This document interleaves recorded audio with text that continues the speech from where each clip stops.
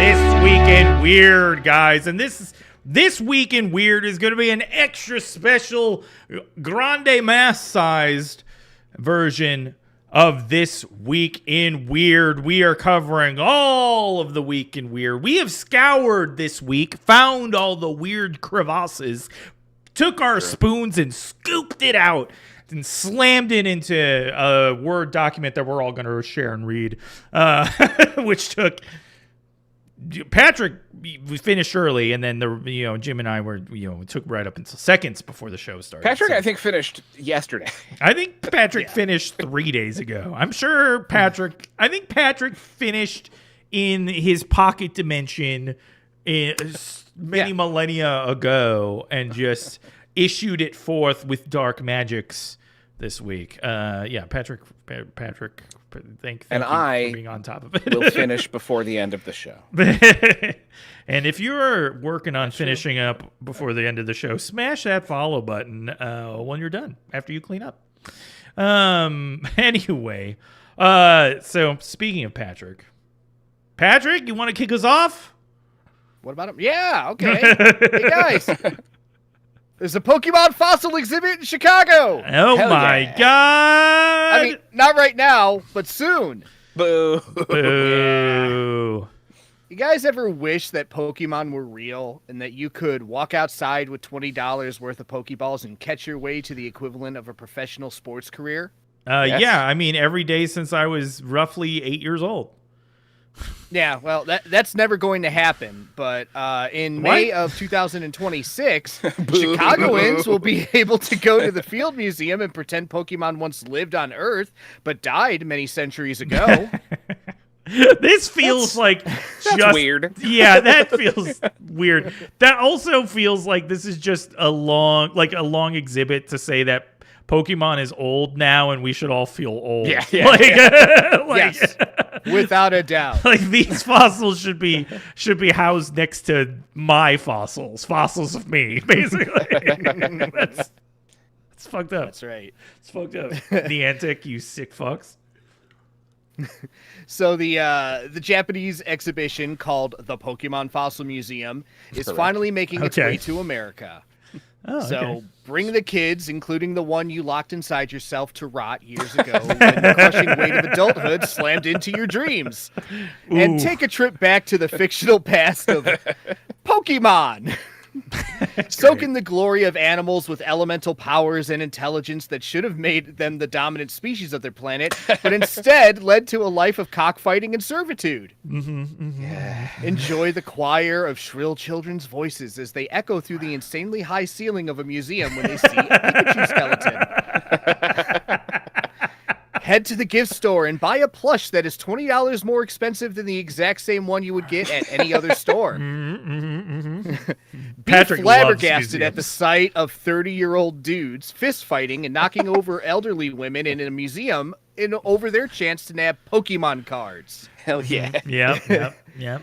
And then come home from the experience and be super disappointed in your cat or dog for just being a boring animal that poops instead of casting Bubble Beam against the neighbor's dog. Do all of these things starting May 22nd, 2026. That is so.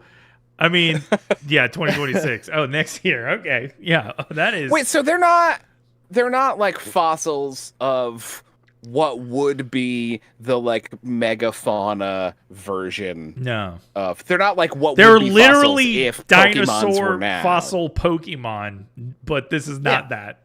This is not right. Yeah, this is just the skeletons. This would be like if you went to a museum and it was a bunch of skeletons of dogs and cats. Yeah. Which I guess that exists. That exists. That's true. I'll go there. Well, but it's like, but here's the thing. They don't exist. And they're actually IP owned by a mega company that is currently renting out museum space, a space that is supposed to be for learning about history and the natural world, but is instead being transformed into a giant commercial for a mega billion-dollar company and to sell kids on an addictive video game that urges them towards antisocial behavior. Sorry. What's the problem here? I don't understand what you're talking about. I just, you know what? You're right. There's nothing wrong with that. I'll be right there, baby. 2026, you said. Right. Can't come soon enough. I can't wait to punch that grandma. I mean, everything right. is P.T. Barnum now, you know? Yeah, it's weird. This is weird. I know the show's called Weekly Weird, but this is a truly, like, foundationally upsetting thing for capitalism. Like, I don't understand. Can't we just have the museums? Do the museums, the places of the public institutions, right? Like, couldn't they set this up at like a event center? Yeah, somewhere else, like, because you're right. This means whatever's currently in the Field Museum is being removed. Yeah, that's right. To make room for fake fossils. Oh, King Tut and the mummies, put that shit back in the basement. Get it out of here, you know? We've seen it. That's old. The museum needs the money. Apparently, yeah. I mean, that's true. That might be true, yeah. With all the fucking grant cuts, I wouldn't be surprised if that was that's true. That is actually the reason why they're doing it. But I bet that's it. They're like, well, the National Endowment for the Humanities is being removed, so the only way we can make money is by having fictional things for half the year, right? And then actual museum stuff for the other half the year. Yeah, it's just, I mean.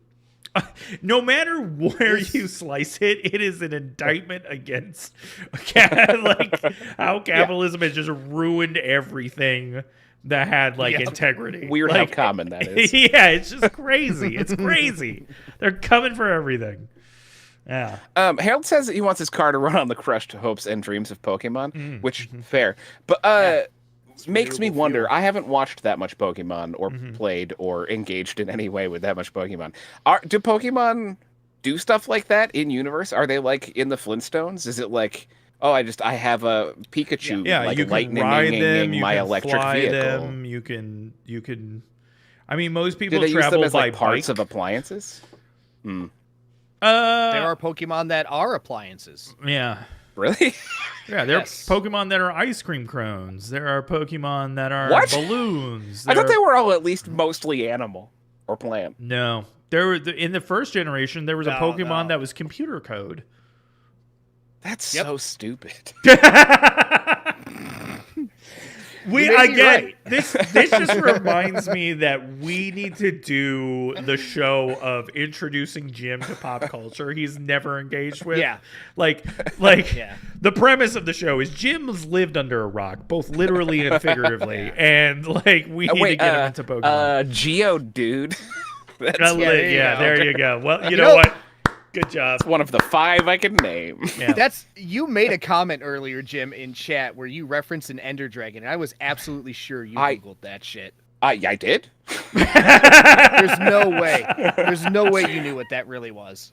I was like trying to think of something that would be expensive in Minecraft, and I have no frame of reference. Yeah. Yeah, because you referenced a suit made of Ender Dragon skin, which is just not a thing in Minecraft. Well, that's why it's an expensive account that he's selling. You're right. There you go. There you go. They are all animals. What looks like clothes and stuff is actually their skin and flesh. Yeah, even more horrifying to think. They're all animals except for the ones that are ghosts of dead children, or the ones that are like eating dreams, and the ones that like might have been the ultimate creator of the universe and everything inside of it. Yeah, the Pokemon lore gets really?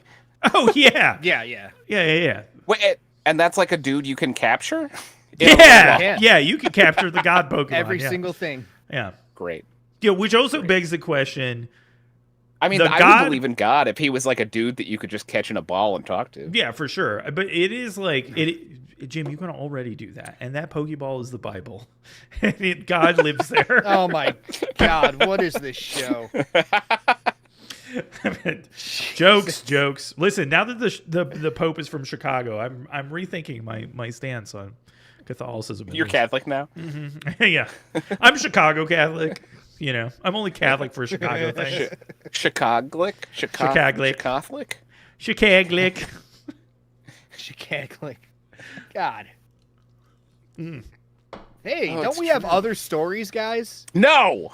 Oh, okay. Well, that's wait, the episode, guys. Well, yeah, that's exercise this week in Weird.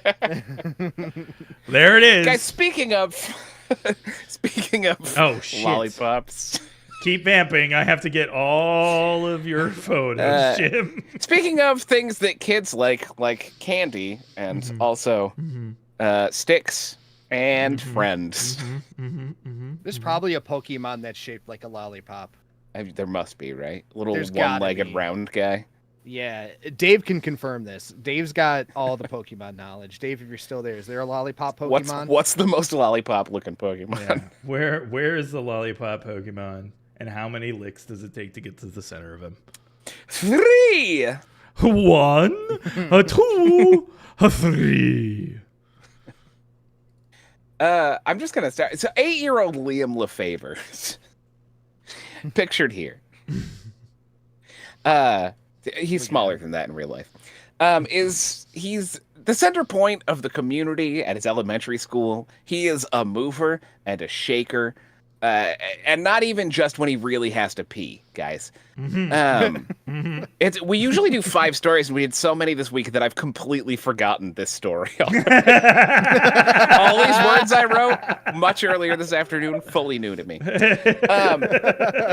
the pillar of his new construction neighborhood, you can see his house right there. He wants to throw a carnival for his friends. A carnival with games with prizes. But what kinds of prizes can an 8-year-old afford? A Dum-Dum Lollipops. Somewhere around 70,000 of them. Wait, what? Bug on. Wait. What? You can see in this image that one big box and that child I inserted. The rest of those boxes are just sitting in front of that house. His house, those are boxes that he bought. Oh my god! How much does it cost to buy around 70,000 of them? About about 4 large. Where does a child get money like that? He commits massive fraud. Just kidding. He uses his mom's phone, which she doesn't lock, keeps logged into Amazon, and has her credit card saved on. Wait, Easy. so he does commit massive fraud. That is literally what that is.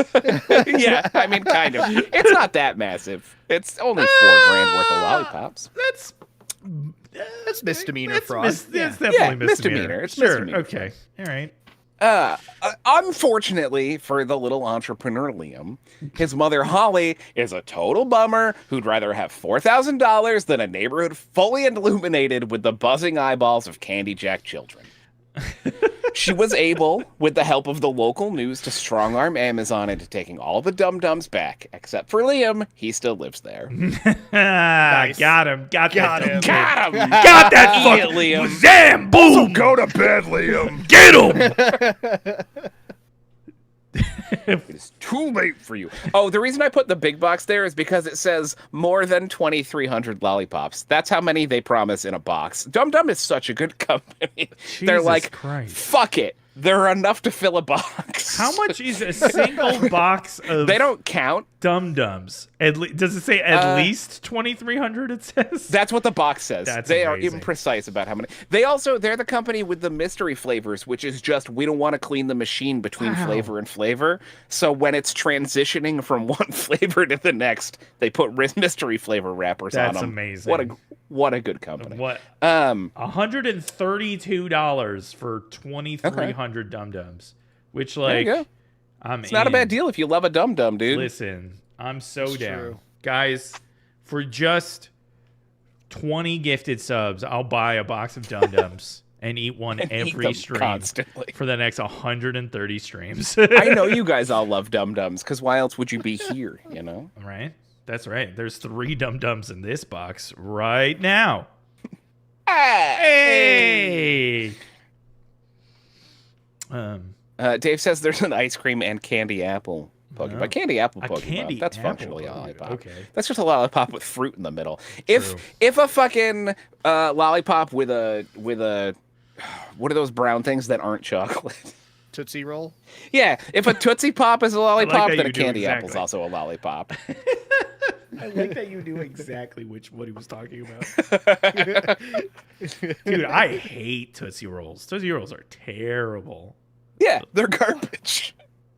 What do you mean? Chocolate flavored taffy? What's bad about that? They don't It's taste like wartime chocolate, candy. and they don't taste No, they like don't. taffy. Yeah. It's like Go get some Cracker Jacks. I'll tell you what, fucking though. old man.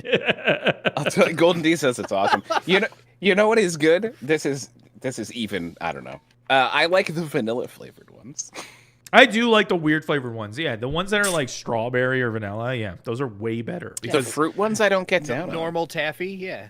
Yeah, Yeah, I normal guess. taffy's good. That's true. You know what I like even better than that? Saltwater taffy. I mean, yeah, Yeah, for real, yeah. for real.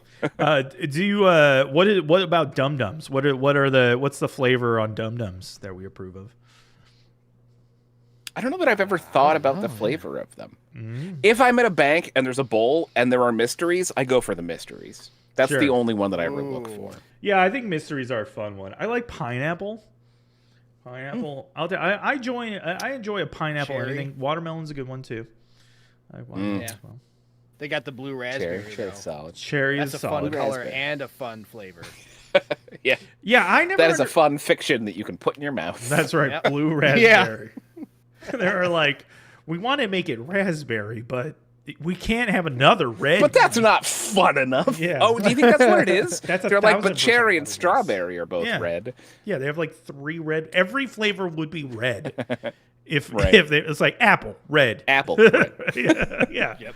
Cherry red. Blood, Watermelon red. red. Blood red. You know, man. Yeah. The root beer ones are good too. Oh yeah, They got a root cream beer's- soda one. That's probably really good. Oh, I don't know that one. I'd chomp on a cream soda Dum Dum. 20 subs tonight, guys. I'm buying a box of Dum Dums. 2,300 of them. I'm eating one every goddamn. I'm probably eating 10 every stream. To be honest. You make it a redeem. Yeah. I'll For eat a 10 Dum Dum. malorts, There eat you a go. Dum Dum. That's right. Stick Make it all. happen, guys. I might do that anyway. I don't know. In Canada, cream soda's pink, just on the red flavor train, or at In least in South parts Africa, of Canada. it's green, I think. I don't know. Really? Yeah, it's all different colors in all different places. That is wild. Bizarre. What do you think the green? They have green cream there too, just regular old cream. Oh, like in Star Wars. Yeah, like blue milk. Yeah. Yeah. Oh, was it blue? I thought It's blue, I thought I fucking nailed that.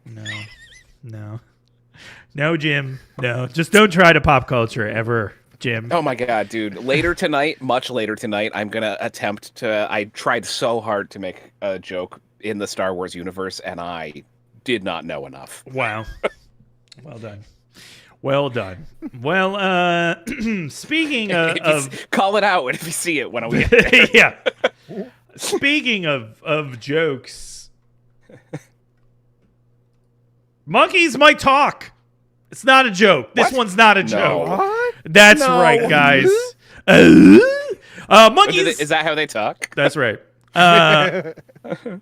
Listen, monkeys might be able to talk, and more surprisingly, they might be able to wipe their own ass, just like Good that. for them. Just like that That's kid in more Big Daddy. believable. Yeah. It's long been known that chimpanzees and other primates can make distinct calls to communicate basic ideas. So they'll go like, ha ha, for like, a mighty fine Mario banana. impression. Or Yeah, for I like, just threw a red or like, shell. or like Yeah. if they see like a particularly sexy chimp, they do that kind of thing. That's what I do when I see a sexy chimp.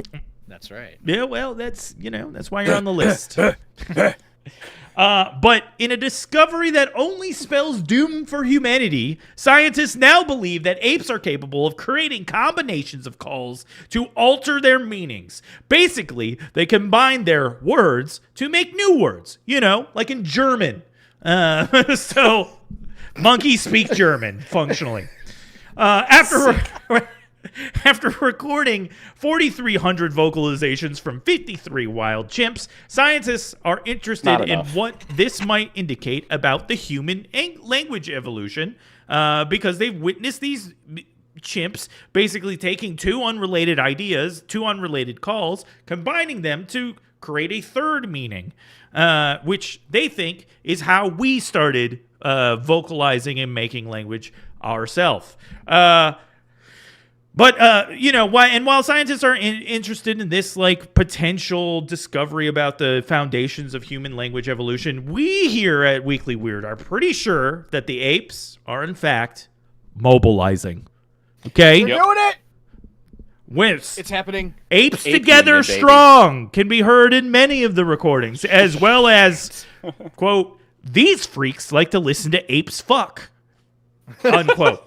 That can be heard Fact. over and over and over. And if you think that's a joke, well, here's the other thing. In an related study, scientists in the Ugandan jungle. Oh, I've lost my spot. Where did I put that? In a separate study, scientists in Uganda have studied chimps and found that those apes regularly wipe their gooch after smashing and wipe their bungholes after laying a big old turd egg. Scientists have found that these apes use various methods also to treat injuries, as well, including using leaves as bandages and chewed up plant material to create a medicinal salve. All this amounts to a startling truth. The apes are going to replace us as the apex species on this planet, and it's only a matter of time. Yep. I, for one, welcome our primate primarchs and offer my supplicitude in the approaching AI animal war. So, guys, they're coming. Yeah, the apes, they're learning. They've learned. Sorry, they're coming? Yeah, and then they're wiping themselves But they'll wipe afterwards. Yeah.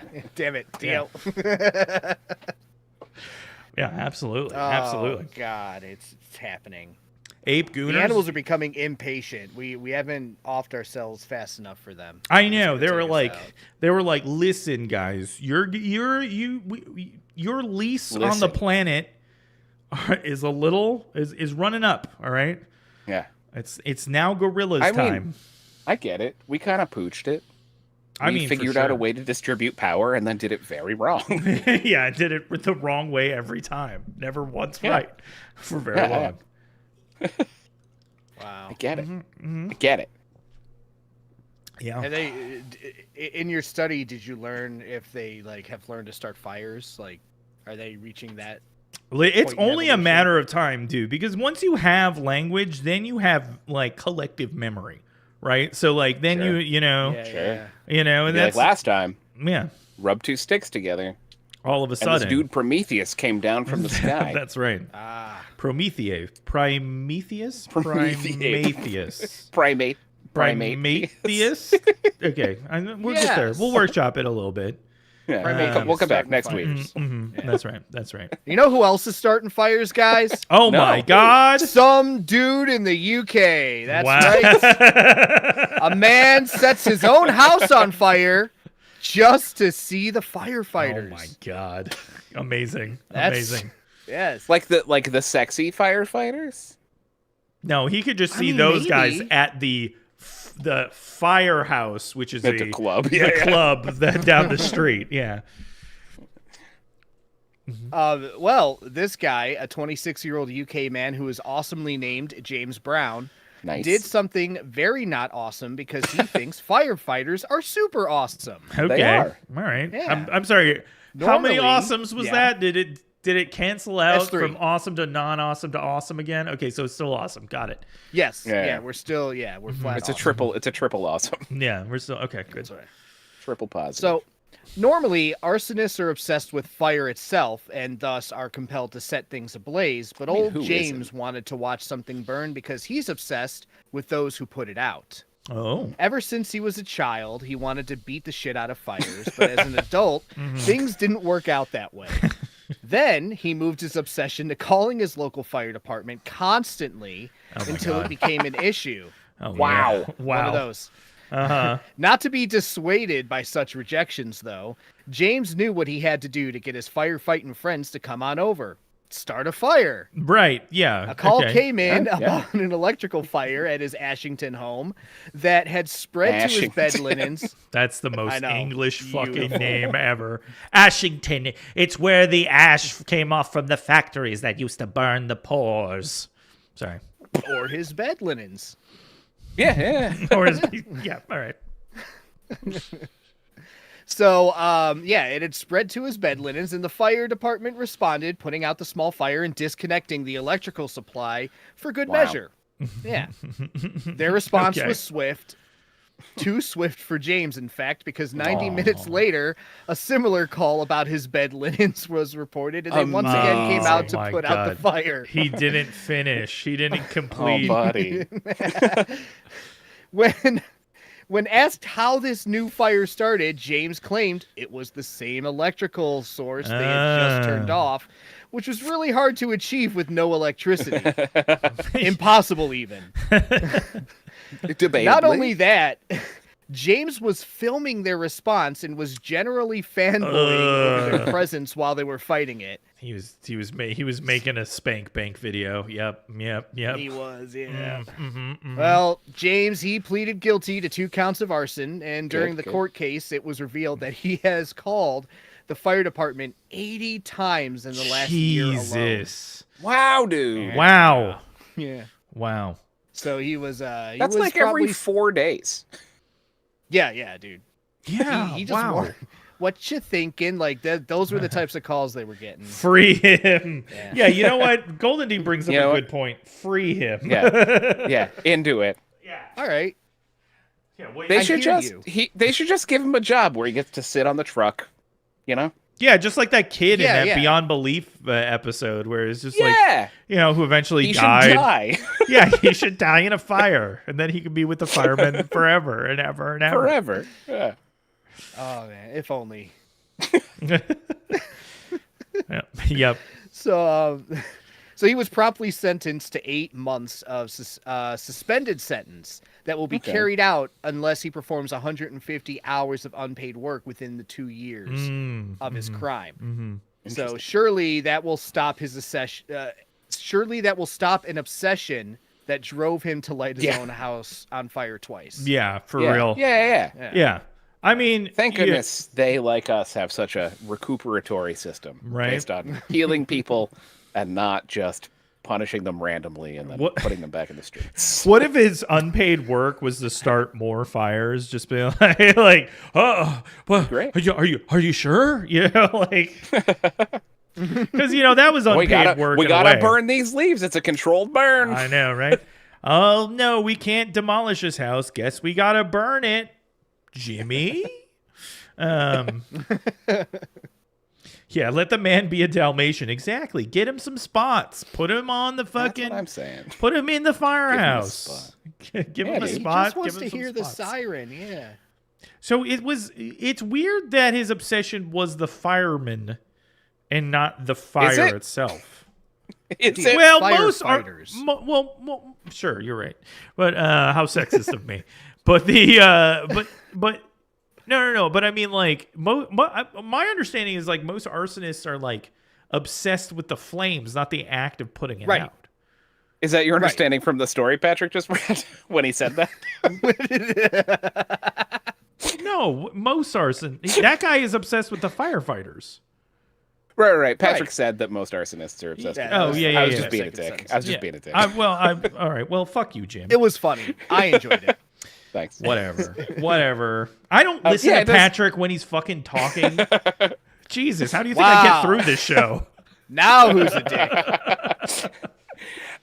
It's like weird for an arsonist, but I think it's not weird for a person. I think a lot of people like fire. You could buy calendars and shit.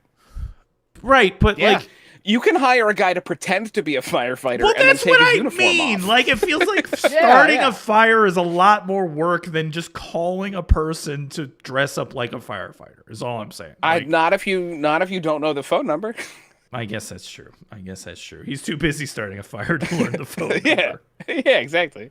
He's got sheets to burn. Yeah, he had sheets to burn. Yeah. Okay. Gross. Speaking of giant plumes of smoke. Oh my god, dude.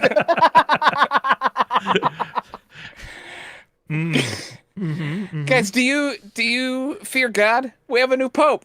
Do you fear the vast expanses of space? Holy shit.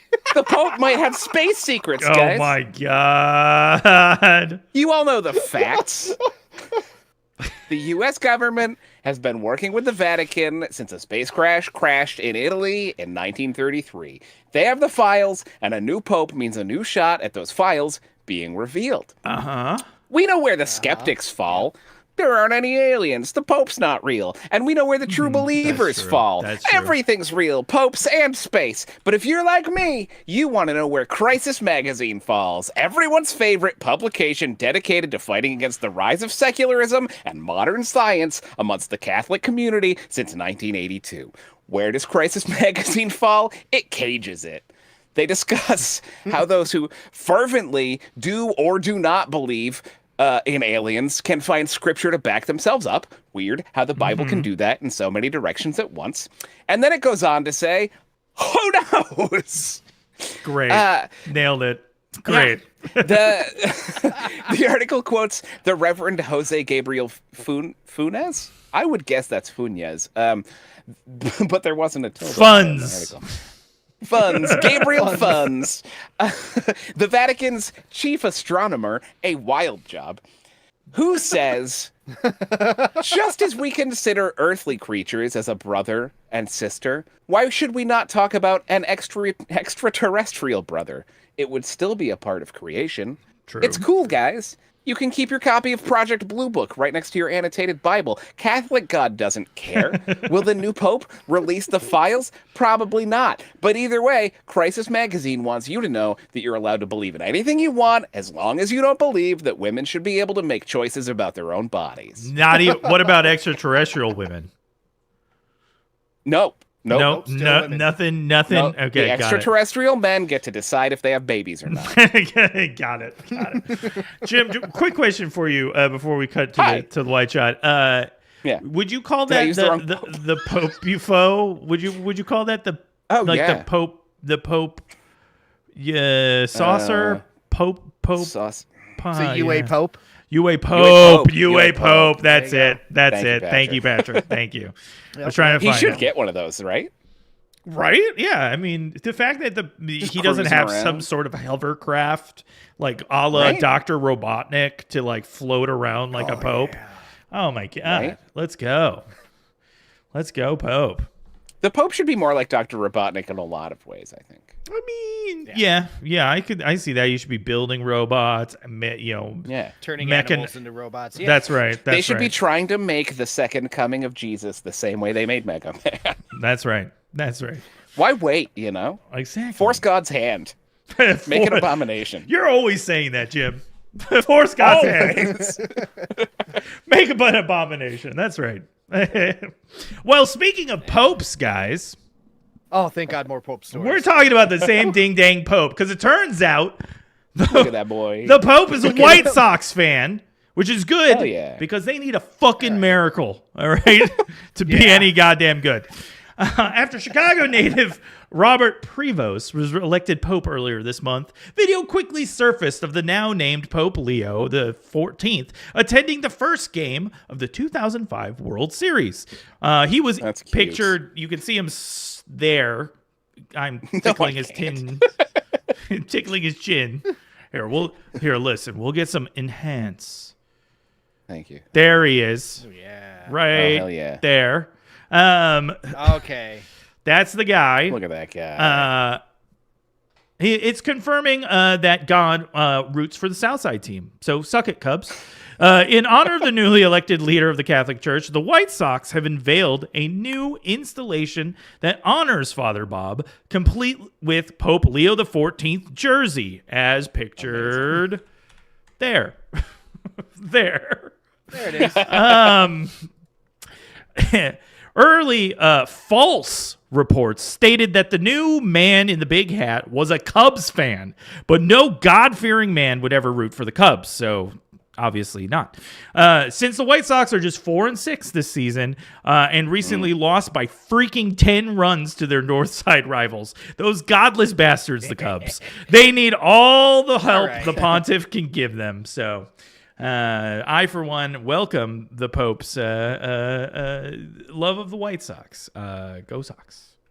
I would love it if he made a papal decree about, like, you got to root for the Sox. That's gotta right. root for the Sox. If you're Catholic, You need to buy a White Sox hat. I think he should make the Cubs move to Gary, Indiana. I think that's what you should do. Yeah. I think you should just by papal decree. Calm the hell down, dude. By papal decree. Right now. Tio hates Gary, Indiana. Almost as much as I hate the Cubs. All right. Okay. I'm kidding. I don't hate the Cubs. I was bet moved there's a when lot they of won. Catholic baseball players. Go Cubs, go. Go Cubs, go. How do I mute Patrick? Hey, Chicago, what do you say? And he's gone. Okay, we're back. I bet if the Pope made a papal decree that, like, God-fearing Catholic shall compete against the White Sox. There you go. I bet a decent number of baseball players would be like, well, shit. Well, fuck. Yeah, I know, right? Got to throw the game. Sorry. I hope the Pope can, like, sway MLB. That would be great. I mean, honestly, I welcome that level of return to power for the Pope. You know, because back in the day, the Pope used to, like, be able to start wars and start like, you know, really like affect scientists. Yeah, exactly. You know. And I don't want that to happen again. But give him sporting events. Like, let him put his thumb on some scales. You know what I mean? Sure. Why not? Give him some of that. Let him decide. I mean, he doesn't have to, like, say who's gonna win, but he could certainly, like, say by papal decree the White Sox get 10 runs to start the game. That'd be great. I'm in. You know? Yeah. I'm all right with it, honestly. I am. Yeah. I mean, and to be fair, what else I'm all right with, guys? No, what's that? A handbag made of T-Rex skin. You're all right with Teddy this. Teddy Ruxpin? Yeah. No. You're Tyrannosaurus Ruxpin. No. You said you're okay with this? Yeah, I'm okay with Patrick, it. they're dead. They're dead. I love your recycling of the speech bubbles there. Yeah. Listen, this is a real fucking thing, guys. 3 companies have joined together to create a world. Yeah, there's no way that's a real thing. You stop right now. On this show, you claim something to be real that's not real on this show? That T-Rex is in the background, but that purse is real T-Rex skin. That's right. So, there are 3 companies who are joining together to create a world where sustainable and ethical luxury materials such as leather can be created. Mm-hmm. Their first product, obviously, is a handbag made from the flesh of a goddamn T-Rex. Of course. Yeah. What? So, creative agency VML, the Organoid Company. Oh, no. And a Lab-Grown Leather Limited. Oh, no. I hate all these companies. Yeah, I hate all of this. They've taken the protein from an 80-million-year-old Tyrannosaurus fossil and synthesized it, creating a durable and leather alternative with the repairability of a dang dinosaur. The repairability, you say, of a dinosaur. Yeah, apparently. Famously easy to repair. Yes. What? Yeah, Well, Dad, yeah. Yeah, dude, it rips, so you just go grab some more T-Rex skin and patch it up.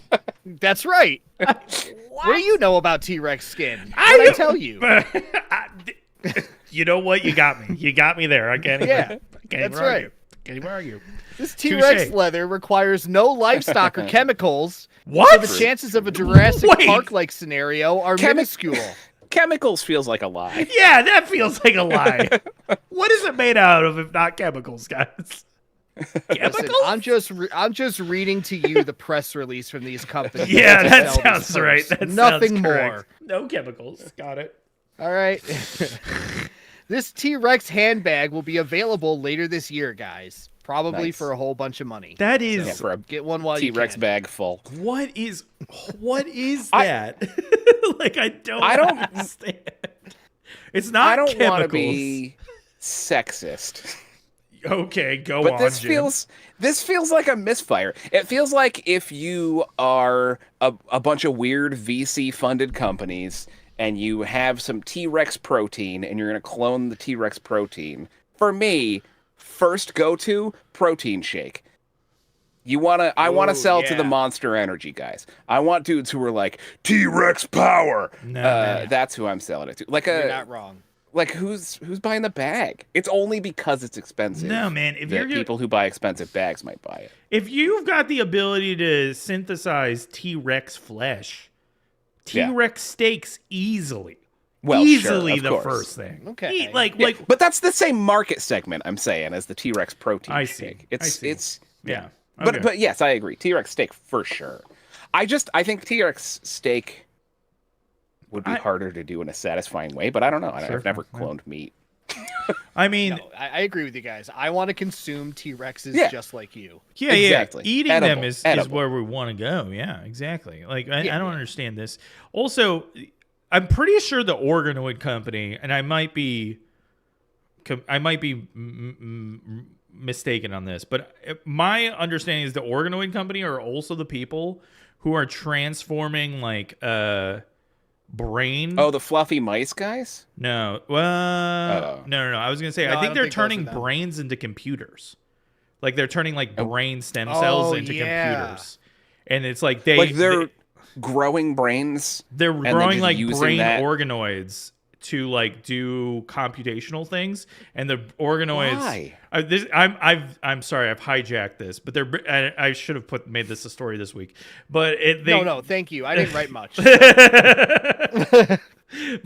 the organoids display sentience. So like sure. Their brain. So they're tiny brains in jars that are doing computations that also feel, and then they just like mass murder them all the time. Just flush them. Yeah, it's fucking horrifying. That's bizarre. So same company. So I mean, honestly, if any company like that tracks for an evil company who would resurrect dinosaurs, right? Can you imagine like a purse, like if Jurassic Park was with just a brain, just purses. Dinosaurs trying to eat people, that'd be great. Be dead, just being chased, flopping around. Mm-hmm. Right. Clever girl. Yeah. Anyway, well, there you go. Bizarre. How bizarre. How bizarre. How bizarre. Speaking of dinosaurs, and in this case, plesiosaurs, there are ancient sea monsters in Mississippi, guys. They're way. Dead, but they're still there. They're partially still there. Scientists found one backbone, but boy, is it a big one, guys.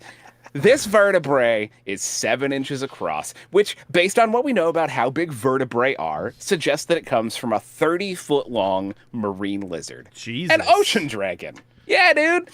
It was this big old fella. This top one over here is the one that's you can see the vertebra also belonged to that guy. A big old fella used to swim up the delta, splash around in the Gulf of Mexico. Dio, sorry if you wanted a White House press pass, we're never getting it. Son of a James bitch. Starnes. Sorry. Gulf of Canada. James. Yeah. James Starnes, a profesh giallo, says, I was completely awestruck. Yeah? What? He's a profesh giallo, dude. You know what? I'm sorry I derailed you. Yeah, giallo. I saved like half a second there, not finishing those words, and you really I really steered that around. You know what you did, Jim. You know what you did. He said, I was completely awestruck by its size, which is exactly what I said when that manatee sunk my sailboat. The bone belonged to what was maybe the largest mosasaur that we have evidence of, a particularly big mosasaur hoffmanni, so named because its mother threw it into a river in a basket. I thought I held on longer before I gave up writing these stories. No, man. Nah, man. I was waiting. I was waiting whether the joke was going to be Moses or Hoffman, like a fucking Gene. Yeah. What is it, Gene Moses. Hoffman? It was Moses. It was Moses. Or, oh, sure. Yeah. It would Philip Seymour. Right, it's so Seymour named Hoffman, because it ripped a sweet guitar chord and then jumped off the roof onto a bunch of mattresses and then fell to the ground. Is that everyone's Philip Seymour Hoffman reference? Oh no! Well, I was gonna go way darker, but okay. Because it overdosed on a speedball. Yeah. That was it. Nailed it. This particular fella, whose spine is over here, Philip. would have grown to about 30 feet long and weighed about 10 tons in the late Cretaceous period, which is 66 million years ago, for those of you who believe in the Earth existing.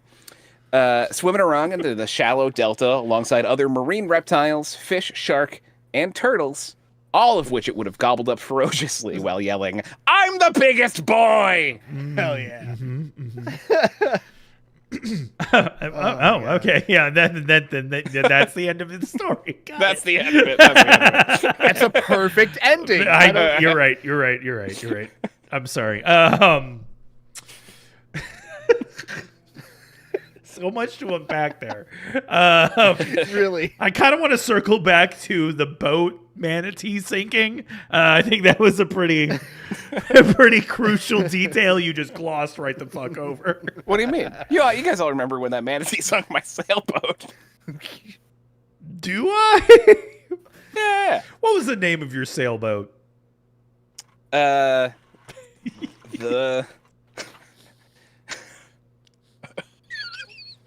Damn. Sea breeze. I wanted to come up with something funny and I couldn't. You're stalling as How much could you as do me that? at the end of my weekly weird story. Well, because I got immediately stuck on C word, but that was a joke from that's from fucking Arrested Development. You should have said the Golden D. The Golden D. What's with all the dino stories? Hey man, you were gonna have plenty of ape stories too. Okay, we're gonna balance it, Golden Yeah. D. All right, lots And of more big fire. creatures. That's right, and more fire. Yeah, that's there's right. gonna be a lot of stuff going on. Yeah. Yeah. Don't worry. But what's going on Themes. right We got running now? themes. That's right. And speaking of The news, themes, the weird news, weird news. yeah, more weird news, Jim. Yeah. Haunted Right Doll is hand. going on display at Haunted Orphanage. Surely there will be no problems. Guys, Annabelle, the most famous haunted doll, is on tour. Did you guys know? I didn't realize Annabelle was a Raggedy Ann.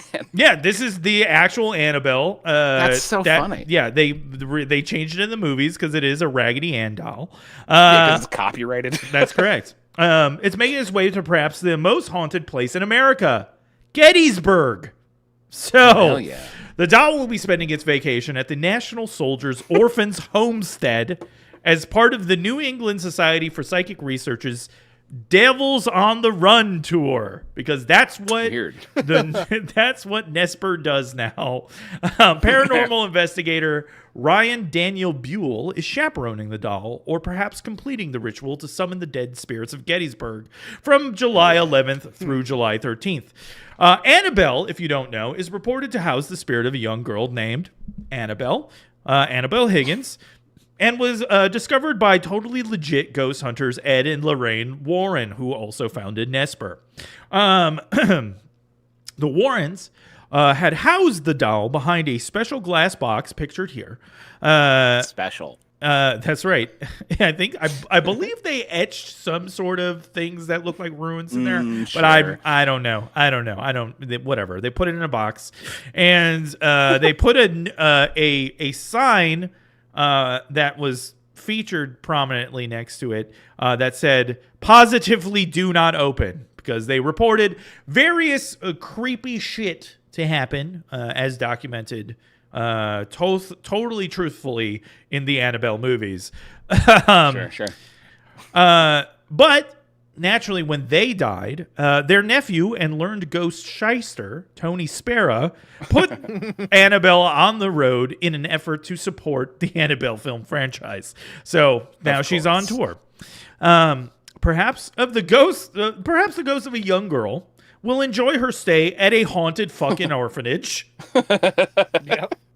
That's where I'd want to go if I were a small child. Exactly. Because of course, Gettysburg's orphanage is fucking haunted. It's the orphanage for the orphans of dead soldiers of Gettysburg. So it's haunted twice. It's haunted by the dads trying to visit their children, and they're probably wandering through the halls of the orphanage, unable to find each other in some horrible, traumatic, depressing fucking afterlife of unfinished business.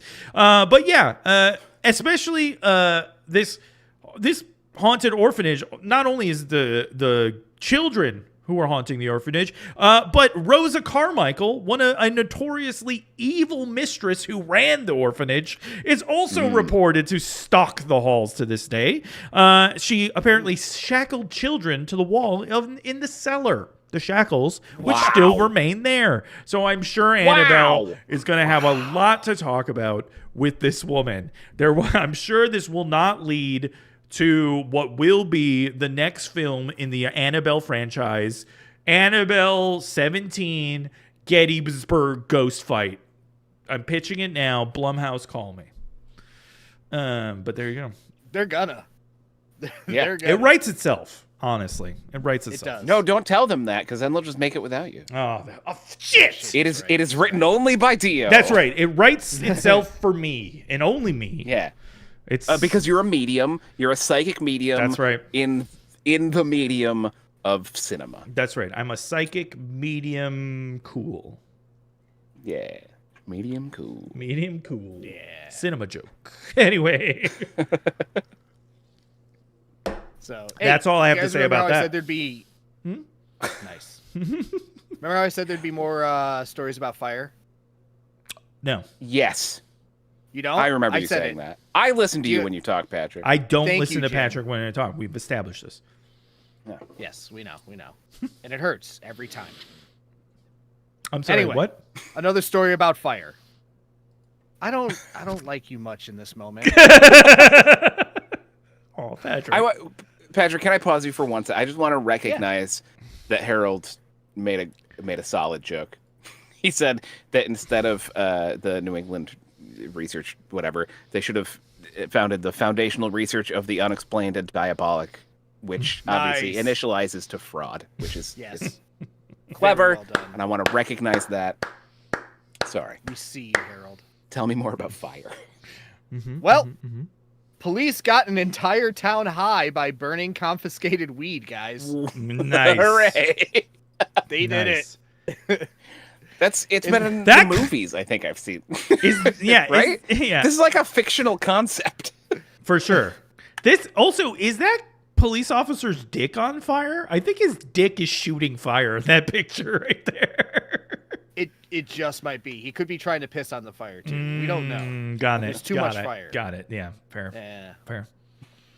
Well, in the town of Lice in Turkey's it's the town of Lice. In Turkey's Diyarbakir province, 25,000 residents are feeling pretty damn good after Turkish authorities decided to destroy over 20 tons of confiscated cannabis in a large area in the friggin' city center of the town. Wait, That's what? by burning it. Why did they decide to go to the city center? I don't know. They arranged it in the word lice too. Yeah. Click on the article. It actually shows the fire that they started, and it spells out the word lice. Oh my god. Amazing. No way. It is insane. Hold on.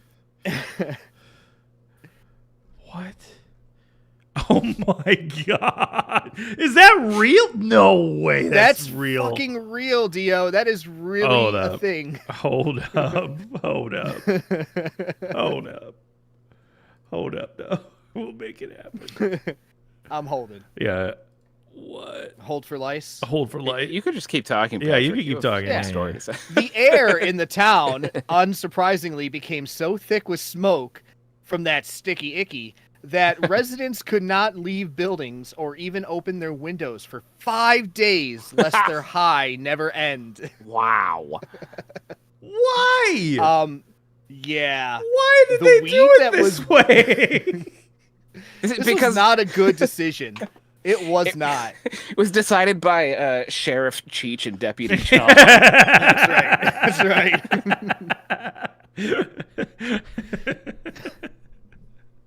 Mayor Seth Rogen had a great fucking time too. Jesus. Insane. The weed that was burned was worth over $261 million. Wow. Conversion to U.S. dollars. Wow. Yeah. Well, I'm glad somebody the got high police- from it. Jesus. Yeah.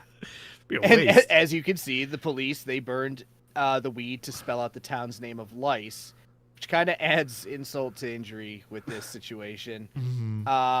One local complained that the smell of the drugs had been enveloping the district for days, and that our children got sick. We are constantly going to the hospital. Jesus. The hospital staff, also high off their gourds, are just desperately asking what a majority of these 25,000 people are asking. Is this forever?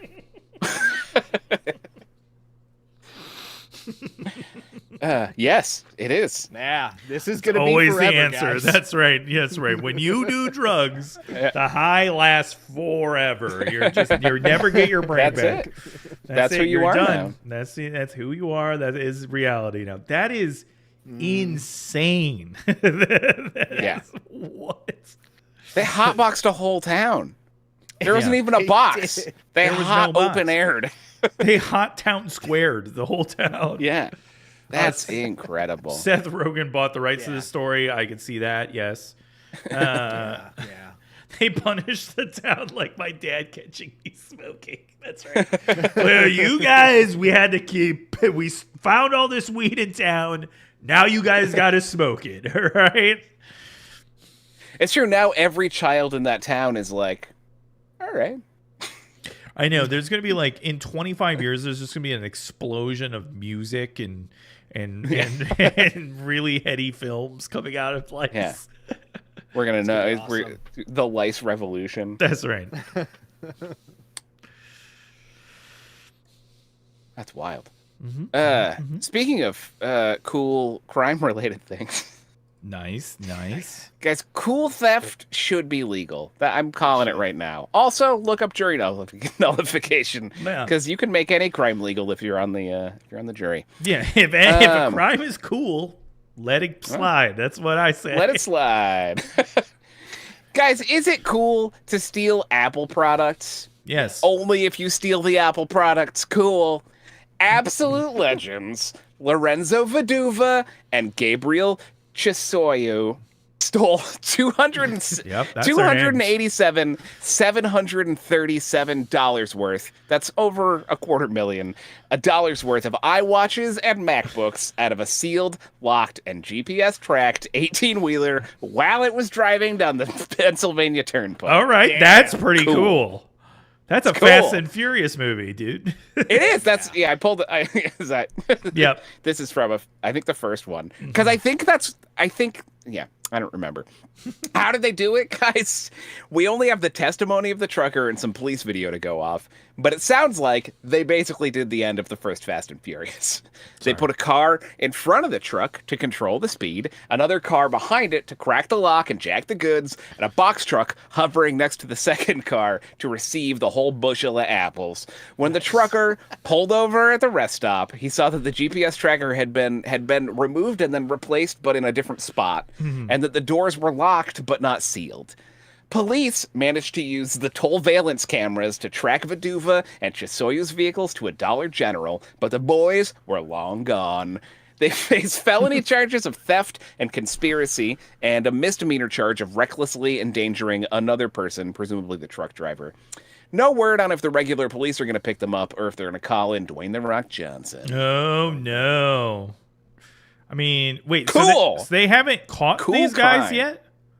They found their cars. They know who They they are. are. Although it sounds like there were more than 2 drivers, but they know who 2 of the drivers were. Okay. Although one of them's from California and one of them's from Washington State. And they're like, one of them's like 24 and the other one's 38, I think. So they're like, connected through, I assume, some kind of crime ring. Sure. So they're probably long gone by now. There's probably no way of catching them, and the police should just stop. They should just give it up. Yeah, they're probably in Rio de Janeiro. Just call it. Yeah, just call it quits. I mean, there's no shame in taking your ball and going home when you've clearly been beaten by a couple of rad dudes doing rad crimes. And like, what's $250,000 to Apple? Like nothing. Yeah, Who cares? nothing, They don't yeah. pay taxes. Yeah. Fuck them. Yeah. It's not even 1% They deserve of the to lose taxes $250,000. they don't pay. Yeah, Nope. exactly. Fuck them. These people are Robin Hooding it, and they, should be allowed to. No worries, Harold. Take care of what you got to do. We'll see you next time. But yeah, that's wild. Wait, we pay them taxes. That's correct. That is correct. Yeah, that's true. But yeah, well, guys, speaking of the shit. Speaking of shit. What? Yeah. Yes. Yeah. Okay, Speaking sure. of shit, Vancouver's full of shit, and they need volunteers' help to clean it. That's right, guys. Vancouver has a problem. That is the copious amount of human fecal matter covering their streets. Sorry, I need to make this bigger so you guys can really get the sense of it. Yeah. They're having difficulty managing the amount of shit in its alleys, and reports from the National Post, a newspaper known for slinging bullshit itself, says that they just don't know what to do with it. According to an article by Chris Lambie, businesses are hiring. They're just too dumb. They just don't know. Businesses are hiring poop fairies to come clean up the amount of human excrement that makes its way to its streets. Apparently, Vancouver also has a city program to address the sheer dukitude, but rather than do the obvious thing and build more public bathrooms, it resorts to hiring people to pick up the crap. Quite literally the shittiest job imaginable. The human feces is originating in humans, most of whom are unhoused or have drug problems. And so, but with the lack of public bathrooms by which they can relieve themselves is causing major issues. And of course, once businesses have their bottom line affected, now suddenly everybody wants to do something about it. In 2022, the program, Vancouver's program to pick up shit, had 1,311 complaints and collected 20,800 poops. Presumably, it's a lot of poops. Storing them in some sort of poopatorium underneath the city. That math doesn't check out. Poop tunnels. Wait, I'm sorry, Hold Jim? on. That means for every call they got, they picked up nearly 16 poops. You misunderstand. They could have. They only got that many complaints, but they picked up. I see. Many They're not more just poops. hitting calls. They're wandering the streets looking for poops. 98% of the poops that they found had no complaints attached to them. So got it. Yeah. No, well, that's fine then. Secret poops. Yeah, I mean, listen. Harold brings up a good point. Aren't other cities also filled with the massive amount of human dookie? Sure. Yeah. Right, Vancouver's just the only one picking it up. Yeah, exactly. That's the news story there. That's right. I do like the term poop fairy. I think that's fun. Yeah. Also, funny. dukitude and poopatorium are great. Yeah. Thank you. Yeah, you did well all around. Yeah, good job, bud. Article. Good I job. was inspired by the monkeys. I smashed two words together. Sure. Oh, Just like the Germans. I thought you meant the parody of the Beatles, the Monkeys. That too. They did. They also. He's they a also believer pooped a now. lot. That's right. Then Celebrated I pooped in her poopers, face. Yeah. Now I'm a believer. What? Speaking of other crazy shit from up north, Nailed it. Wisconsin cryptid has been spotted south of its border in Illinois. Oh my God. That's right.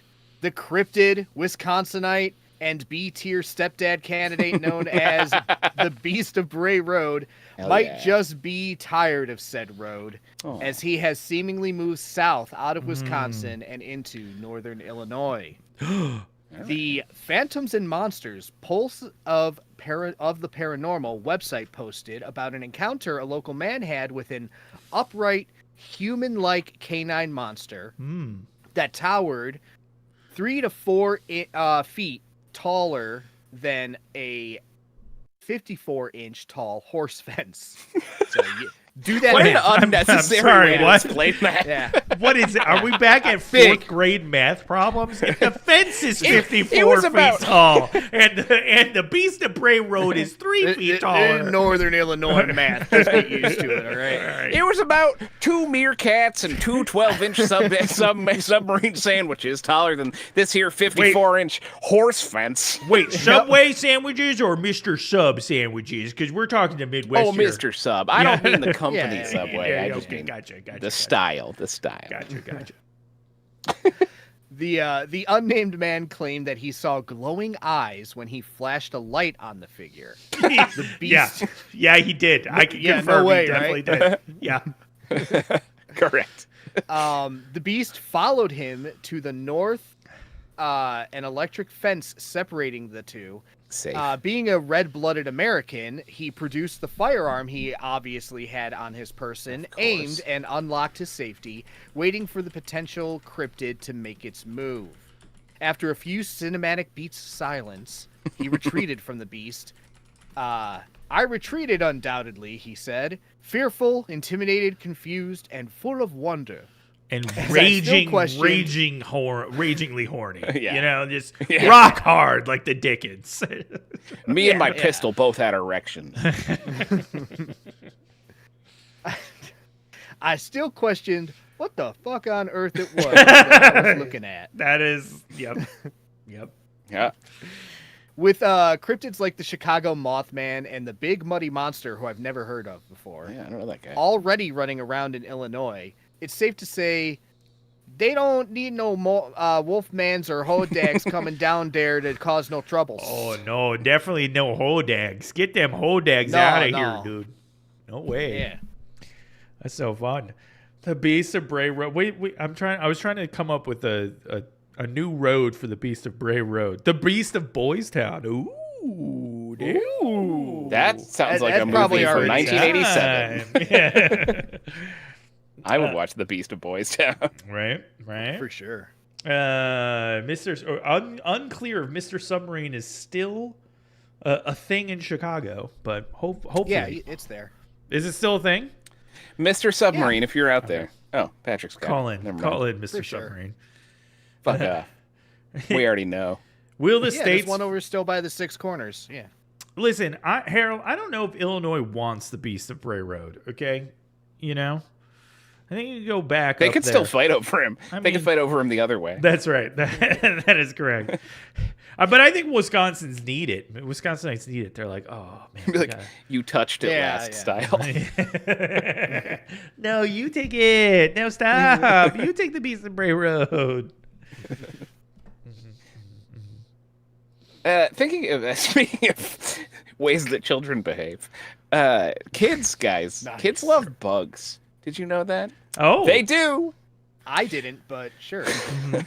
2 Belgian teens who look exactly like the kind of dorks who would commit an obtuse crime at a grand scale have been caught attempting to smuggle thousands of ants out of Kenya. This has also been commissioned by Seth Rogen. These 2 19-year-old ding-dongs right here, Lornoy David and Sepa Lodovic. less problematic James Franco and Yeah, who's this one? no, that's less problematic James Franco. Oh, that's Franco? And then the other one Oh, would then be, it could just be the Franco brothers. it could be both Francos. Yeah, that's right. Or I was thinking Sam Rockwell for the James other one. but Franco maybe and too the old. talented one. Yeah, that's right. Oh, he does look like a young Sam Rockwell. Yeah, I can see that. Yeah. Anyway, sorry. Well, these 2 fellas were found with 5,000 ants that authorities claim were bound for European and Asian markets in violation of wildlife conservation and trafficking laws. The boys claimed that they're just ant enthusiasts and were collecting them for themselves, not for the black ant market or the red ant market in this case. The Kenyan courts they've already gone through the court system and were charged, and they are being allowed to choose their own punishment. I don't know if that's normal in Kenya, but they're allowed to choose a fine of $77,000 US. Obviously, it's not in US, that's converted. A year in prison, that's a US year in prison, or being buried up to their necks in sand while their beloved ants crawl on over and through them. I thought they were gonna Game of pick Thrones punishment. death by kisses. I want to be killed by kisses. You have to smooch me until I die. I want. No, it's multiple choice. It's not a I see. It's not fill in the blank. short answer. Yeah. yeah. Yeah.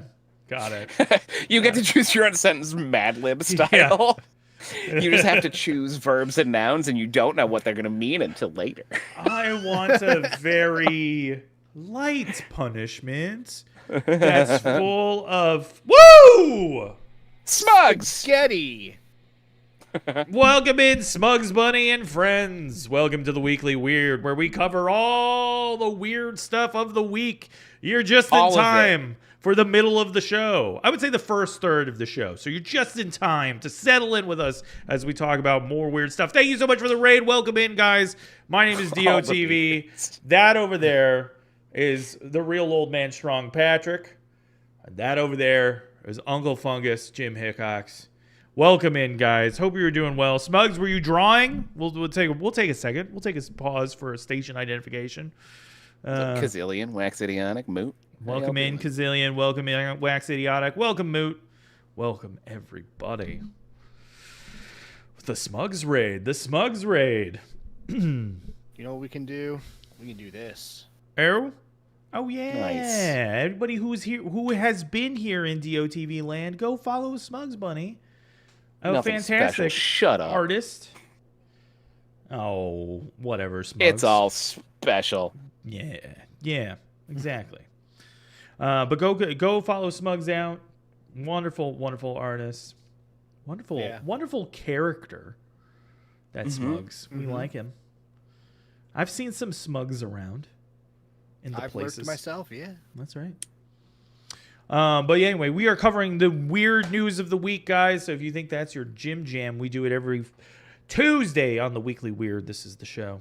Otherwise, I stream horror games, variety stream, play a lot with Patrick, and occasionally Jim shows up. So yeah, we're there. Anyway, I was gonna make a joke, and I felt like it was a good one, and What was now it about? it's gone. What were we talking about? Ants. We were talking about ants. Ants, yeah. Boys smuggling ants. That's right. Boys smuggling ants from Kenya. Oh, choosing your own punishment. Was it a punishment that's joke? right. Yeah, that's. Yeah, I was you were doing in the middle Mad of a Libs. Mad Libs. I was doing Mad Libs joke. Yeah. Mad Libs. Well, you know, Yeah. it's fine. But you know what else is fine? You know what else the kids are into? $7,700. That's the fine. Oh, right. For smuggling ants out of Kenya. Well, speaking of numbers, Yeah. this week, numbers went viral when a Redditor asked how if 100 men could fight one gorilla. Okay? Good? Yeah. Yes. Well, hold on, Jim. Question answer. Hold on, Jim. Let's break this down. Okay? This is about to be the rest of our night. Can 100 men beat one gorilla? This has been the latest. That's a different question. Beat one gorilla. That's right. The latest viral question first infected the zeitgeist on Reddit, but quickly spread to TikTok, where creators weighed in on the science behind such a battle. Now, before we weigh in, because I think we should, and chat, please do weigh in, let's put down some scientific facts. One, gorillas are 500 pounds. Sure are. Of pure muscle. They can tear human arms off. They have a shockingly strong bite force at 1,300 pounds per square inch, which is more than a lion. Okay? Sure. And they're going against, per the post, 100 normal guys. 100. We're not talking about bodybuilders. We're not talking about strong guys. We're not talking about trained fighters. We're talking people like us three clumped together. No, a gorilla would gobble us up. Well, I want to know why these 100 dudes are fighting the gorilla. I don't know. Sport? Yeah, I mean. Yeah. I don't approve of this sport. They're hungry. I don't know. Yeah. They have to get past the gorilla in order to get to the treasure You think? Wait, hold on. Okay, hold on. that makes sense. That makes sense. Hold on. They famously guard treasure. Yes. Do you yeah. think? No, I mean this is part of the No, question. leprechauns Do are you- gorillas. We all know that. They're just That's gorillas in correct. dumb Yes. hats. Yeah. Do you think that the motivation for the humans would affect the outcome of a man versus gorilla? Yes, Okay. I do. Okay. Interesting. What Yeah, motivations yeah. would lead 100 men to beat the gorilla? I mean, that's hard. It would have to be Yeah. something huge. I just think motivated men versus men who are just like, warped into a situation with a gorilla would probably have more unity and a plan of attack Sure. as opposed to just 100 random dudes. Yeah, I think 100 dudes unified with a strong goal in mind can achieve way more than just 100 fucking dudes that are meandering around Fair. in a gorilla cage at the zoo. That's true. Right. Yeah, it's true. I mean, if it was like plop plop, 100 men, 100 gorillas in the cage, men don't know Oh, each 100 other. gorillas. Sorry, 100 men, one gorilla Yeah. in the cage. Yeah. Yeah. Don't know each other. They're doomed. They're doomed. Then you're saying gorilla wrecks house.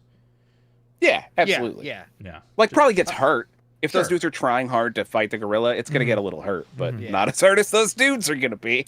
I think a lot of people have been saying the 100 dudes because of, I think, Golden D says 100 dude. I think a lot of dudes Really? think that they could, like, beat up a deer, and they're wrong.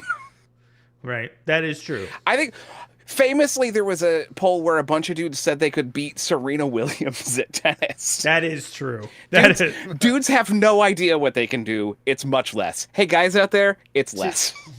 I mean, if 100 dudes stood together and all slammed a tennis ball at her, they'd win for sure. Whoa. sure.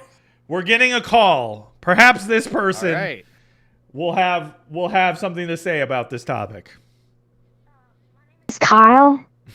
We got Oh, Kyle. we got Kyle's back. Press 2. Guys, right. Kyle. A few weeks ago, Kyle burned his house down. That's right. I wonder how Kyle's doing. Oh, Kyle. You're on the air, Kyle. What's up, buddy? Hello? Hey guys, how's it going? Oh, hey, Kyle. Hello, can What's you up? hear How are me? you What's doing? up, dude? It's been a Hey while. guys. What do you think? Are you calling to weigh in on the gorilla topic, or you got something else for us? Yeah, I want to talk about the gorilla topic. But then also I have like some news to share, and then also I just want to say you guys are awesome. This stream is awesome. Thanks, Kyle. Oh, thanks, Kyle. Thanks, bud. Thanks, Kyle. Well, I think Patrick looks really cool tonight. He's like probably the coolest one out of the three of you guys. He's like my favorite. I know, Kyle. I know. You're right. I You're right. appreciate that, Kyle. So what do you think about the Um, gorillas versus anyways- men? Where do you land on it? Well, real quick, I wanted to update you guys on my life. Sure. If you, Oh, sure. is that okay? It's fine. Yeah, of course. That's tell us. fine. We were talking about Is that okay? fires All right. earlier tonight, and we were, I thought of you for a second, but not that long. Well, I wanted to tell you that I did burn my house down Oh, Yeah. with my abusive dad, and me and my brother Jimmy, we moved to Portland, and so now we have an apartment and we need fake IDs, and we're like able to stay up as late as we want, and we can eat fast food. It's Nice. awesome. yeah. That's cool as hell, dude. That's cool as hell. Did you say Yes. Portland? You went to Portland? Yeah, I live in Portland now, Maine or Oregon? Yeah. Oregon. Or Mm. Oregon? Oregon. Oregon. Okay. Oregon. I thought he said Maine or Maine Oregon. But Maine again. Maine again. More again. More again. Sorry, I have a speech impediment. I just wanted to thank you, Jim and Dio and Patrick. You guys kind of gave me and my brother sort of the courage to do that. That's true. We did tell you to burn that I'm house so down. That's I'm right. so proud of you, bud. I'm Yeah. so proud of you. Yeah. Yeah. It's nice to hear now as young men far take as- initiative and, Yeah. How old are you again there, Yeah. Kyle? I'm 9 years old. Sick. That's a Getting really it's a younger. little early to strike out on your own, but I'm proud of you for making it work, you know? Mhm. Really Yeah. pulling We need yourself up fake by ID. the Right. sneaker Yeah, we have straps. fake IDs now. I'm sure they definitely work. Yeah, what is it? How old does it say you are on your ID? 30. Huh. People Okay. buy it. That feels like a big jump from 9. Me and my brother, we did in the trench coat, and I put him on my shoulders, and Nice. you would be shocked with what you can get away with.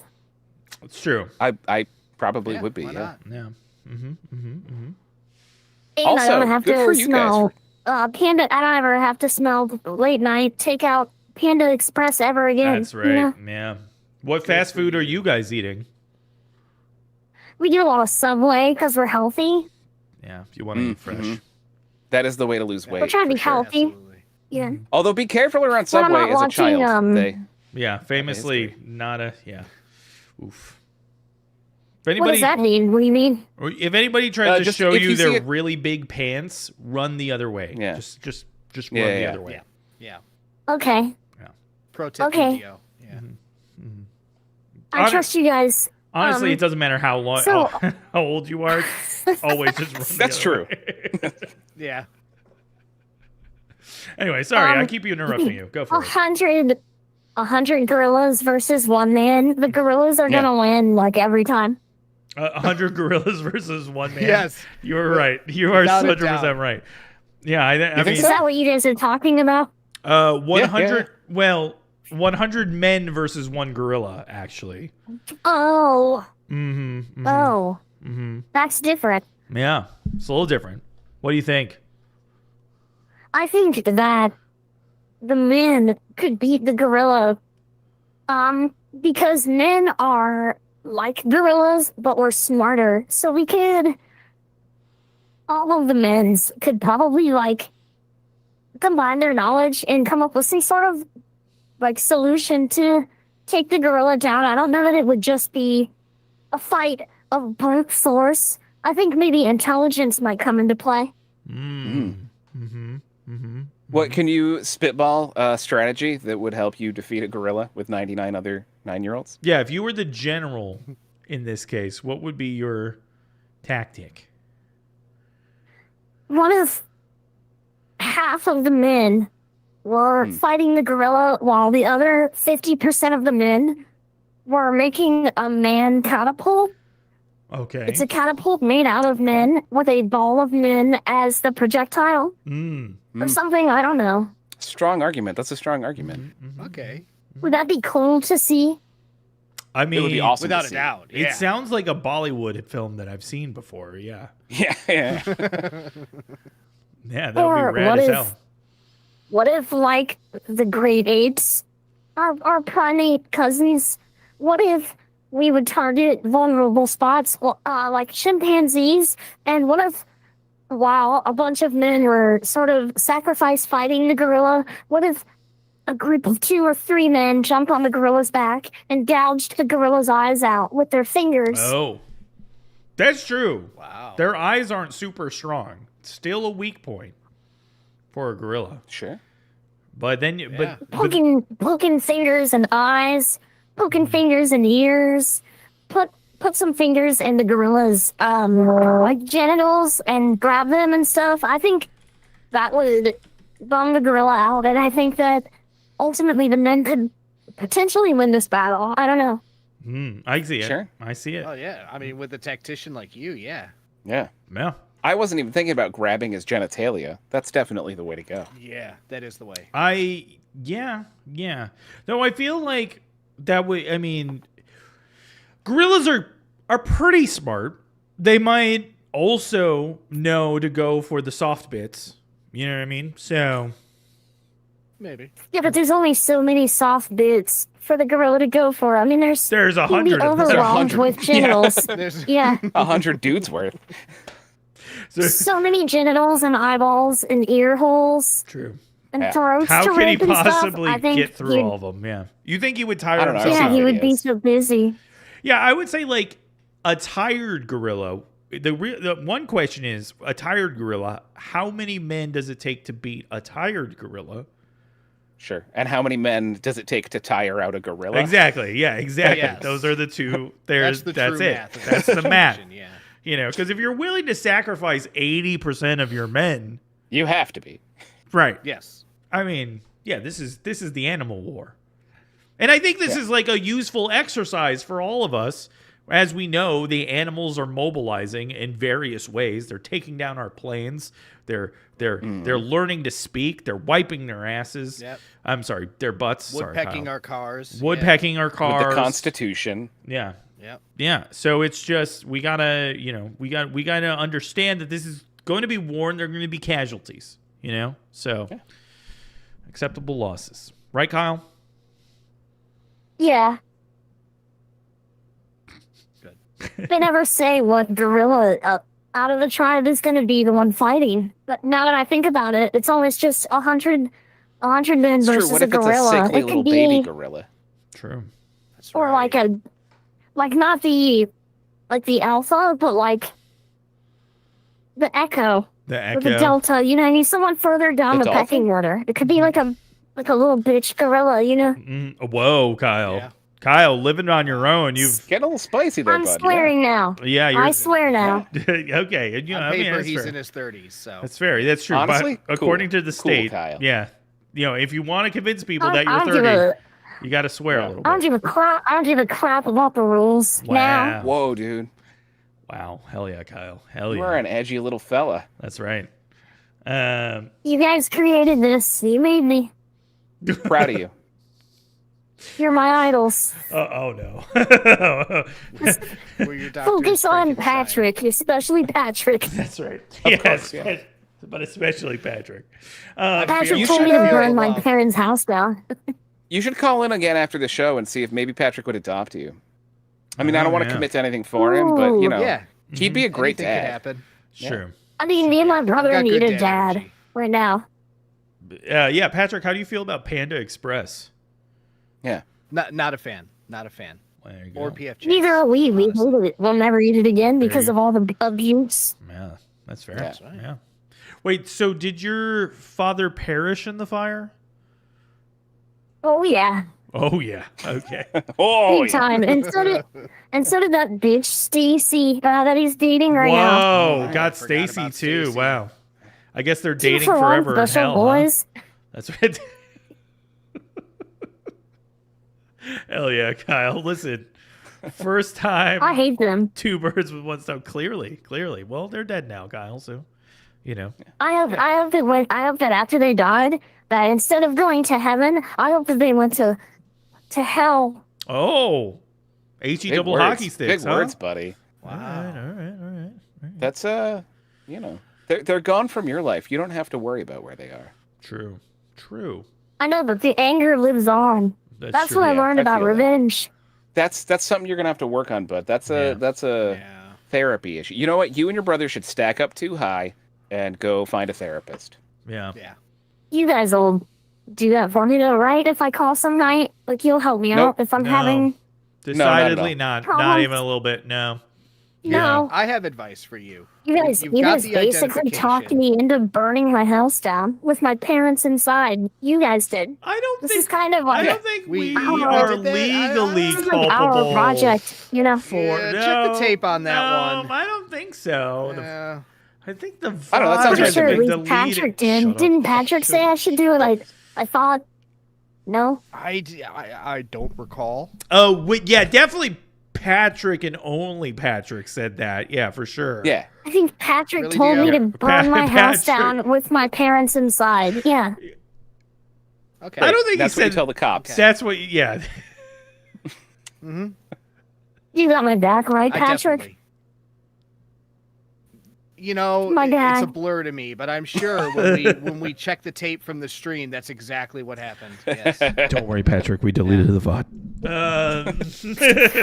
You motherfuckers. No. We burned the evidence of you saying, you telling this child to burn his house down. All right, well, I'll let you guys get back to the show. I don't think Sorry. men should fight gorillas ever. I think that's a bad True. idea. I agree. And I I'm with can't you, wait to Kyle. see True. what the next internet animal challenge is, you know? Like, what about 100 men versus a rhinoceros? What about 100 men versus a Komodo dragon or Ooh. a giraffe? You know? What about one dude When's the versus next- 18 opossums?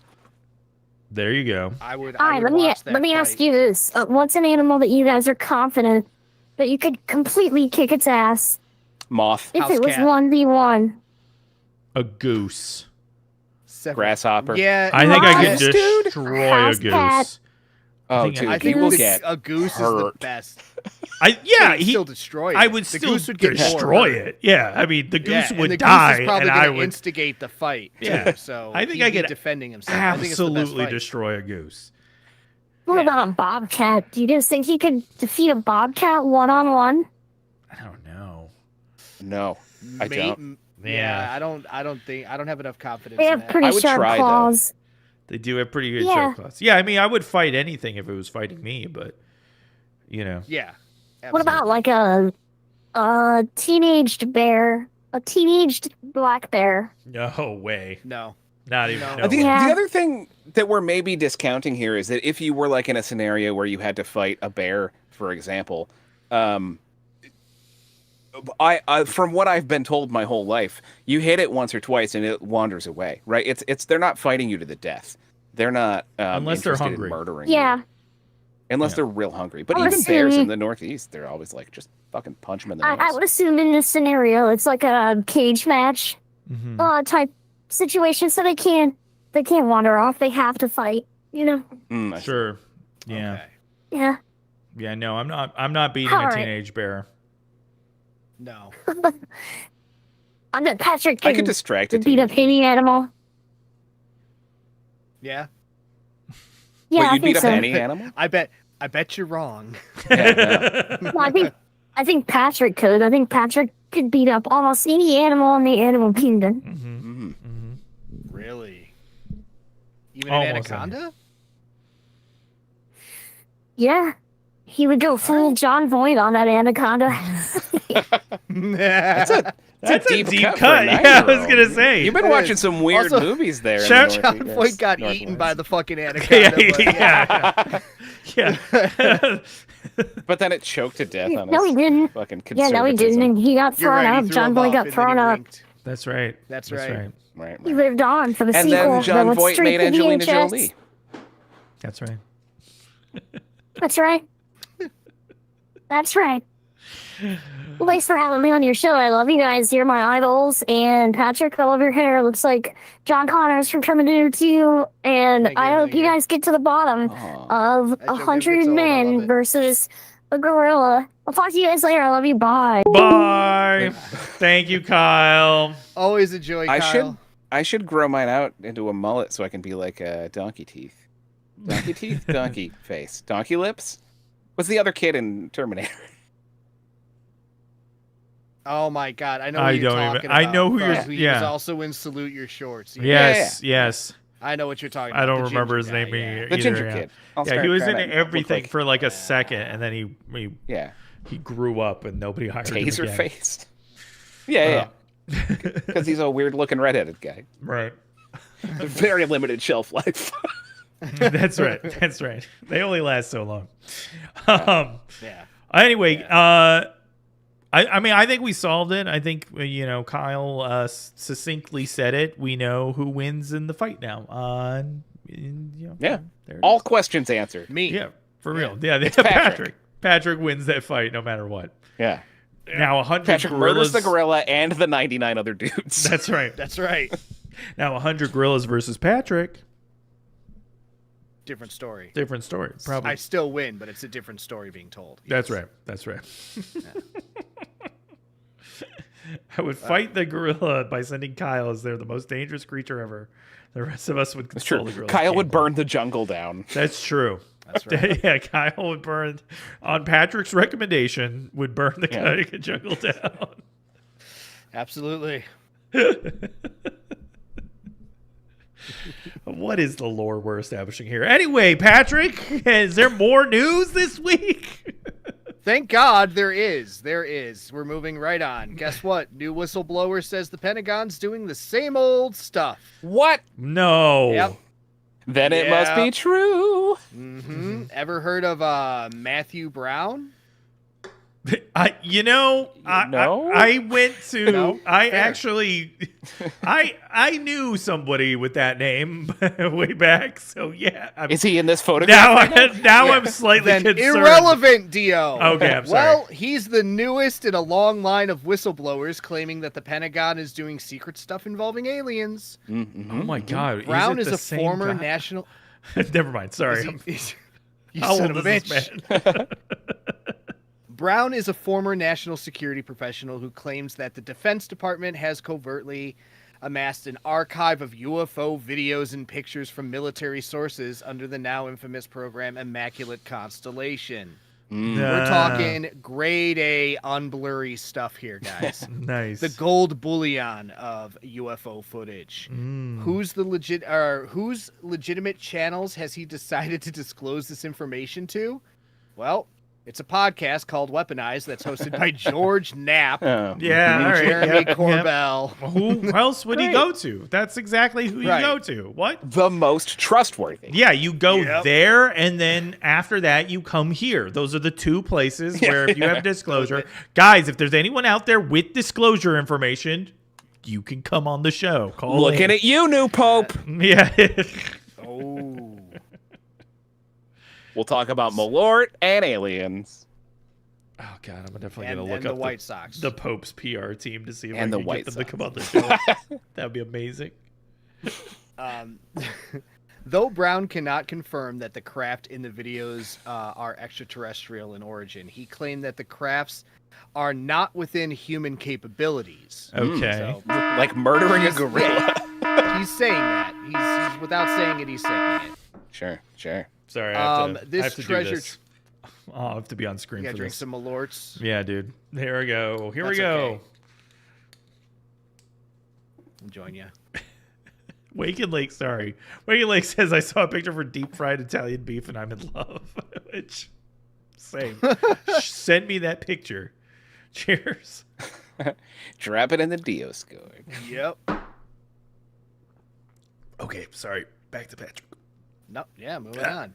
This treasure trove has been collected without the knowledge of Congress, and he only discovered its existence because documents had been misfiled to a shared server he had access to.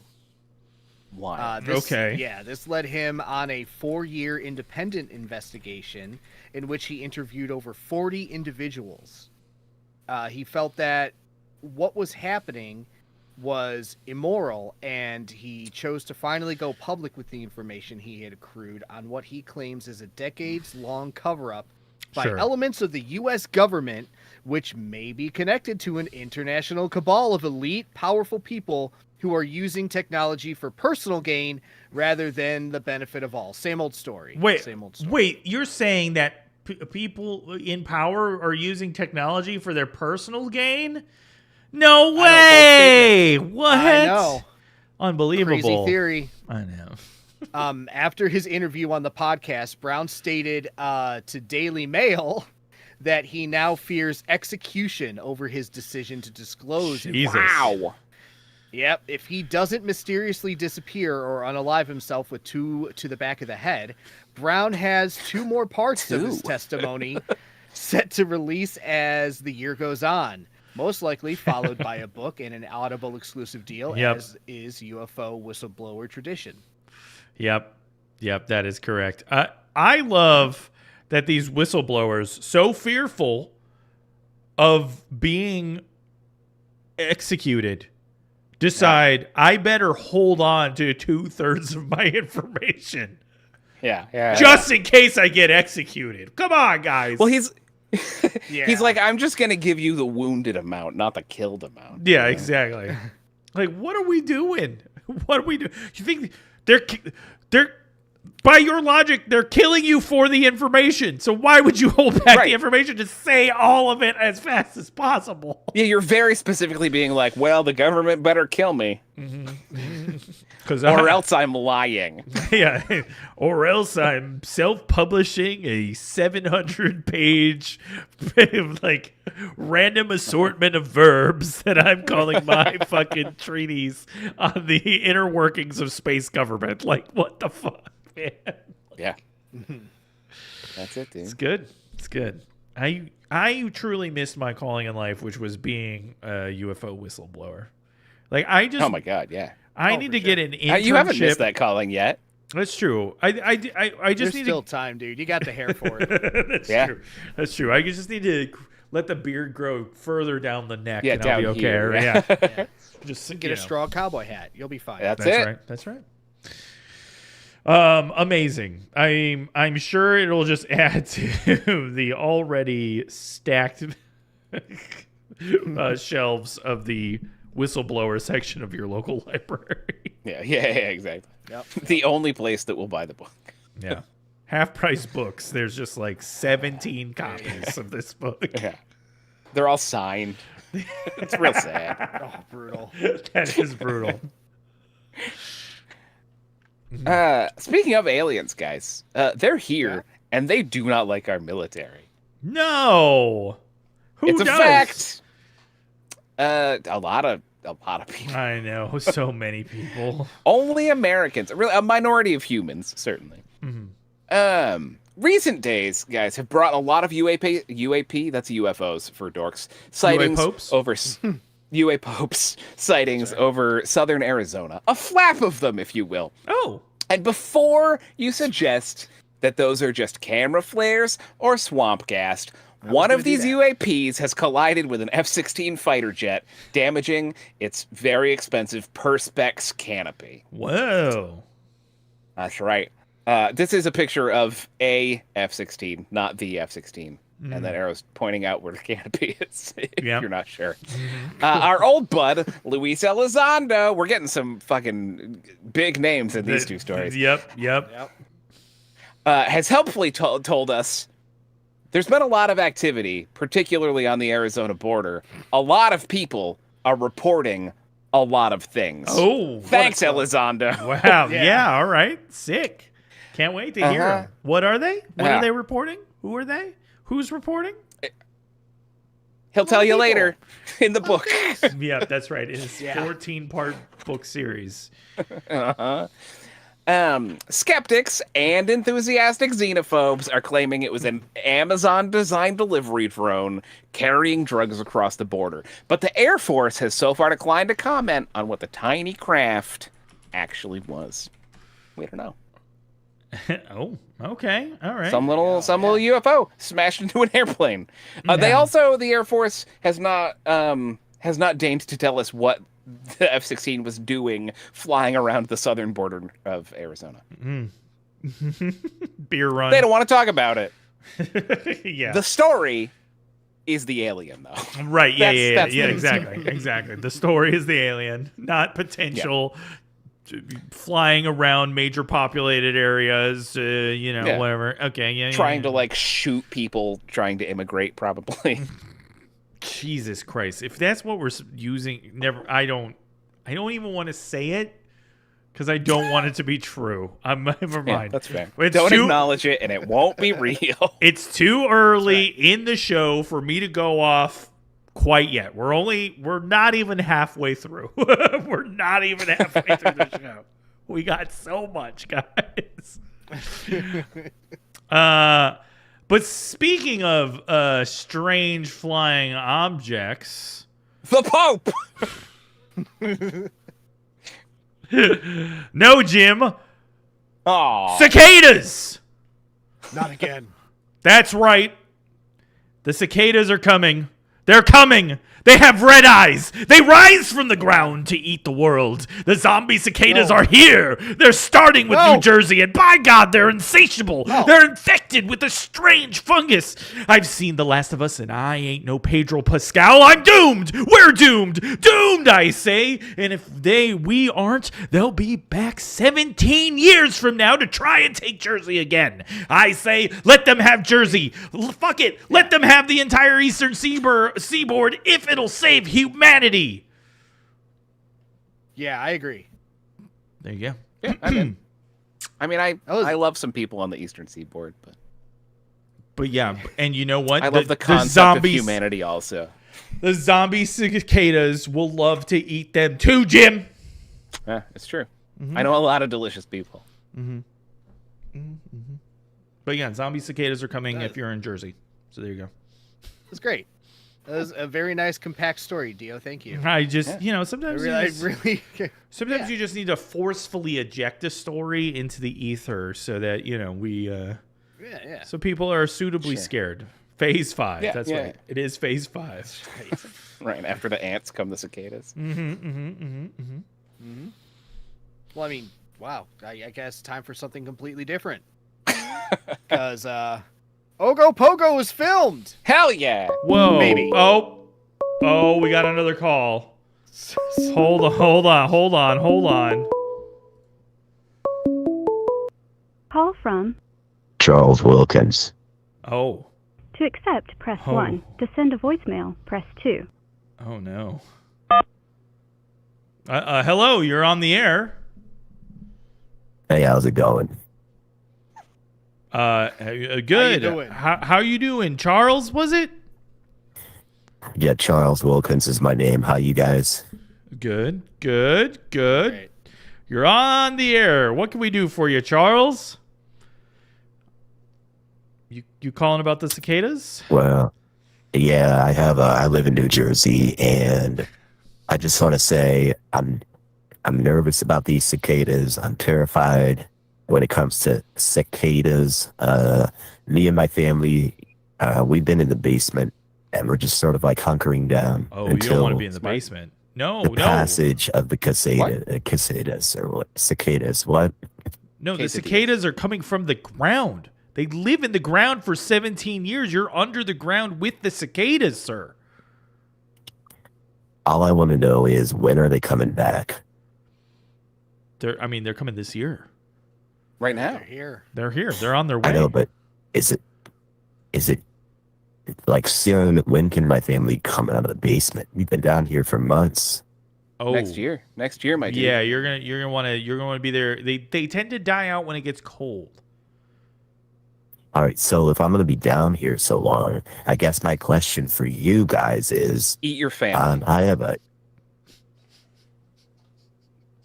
Did you say eat my family? Yeah, sorry. Yes. That was your question, right? What are you going to eat until the winter? No. Oh, sorry. No, we have plenty of food. Oh, great. Good. I'm glad for you. Someone else, some other family that you can eat. We're not going to eat anyone. We have food. Oh, great. My question... Food that isn't people. My Sounds question... Some people have it all, I guess. Is it food? If it's other people? Are you guys suggesting I commit cannibalism? No. Is that what you suggesting? No, we're sorry, not suggesting. what We can't. was your question? Broadcast? Not even. Nope. Not legally. We are not legally suggesting anyone do anything.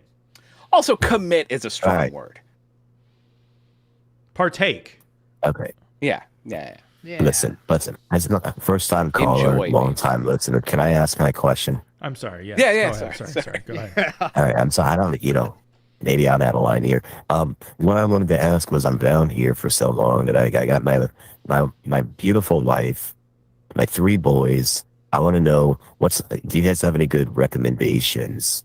I'd start with the like boys. as far as entertainment goes, like some films or TV shows, anything I should be watching, something that'll help the time go by. You know what I mean? Every Tuesday, 10 p.m. Weekly Weird. Firstly, Yep. thank you for being a long time watcher. We already watched that. We love Weekly Weird. Big Wait. fans. Wait, did they listen are they watching now? We're all in the living room, in our bunker living room. We're all gathered around a 32-inch CRT. We're watching you guys. Yeah. Nice, 32 inches. Nice. I'm glad. That's the way to Okay, watch okay. it. That's the way to watch the show. Truly. I've got a suggestion. There's a cute little French film called Martyrs that you should check out. It's a great family film. I think you can get it on a streaming subtitles? site for sure. Patrick, is it subtitles or? It is subtitles, but I think it's worth the read. I'd recommend. There's another French A film. lot of my boys can't read too well. You know what I mean? A lot of my boys, they're homeschooled. So Right. my wife and I, we sort of skipped some of the lessons, if you know what I'm saying.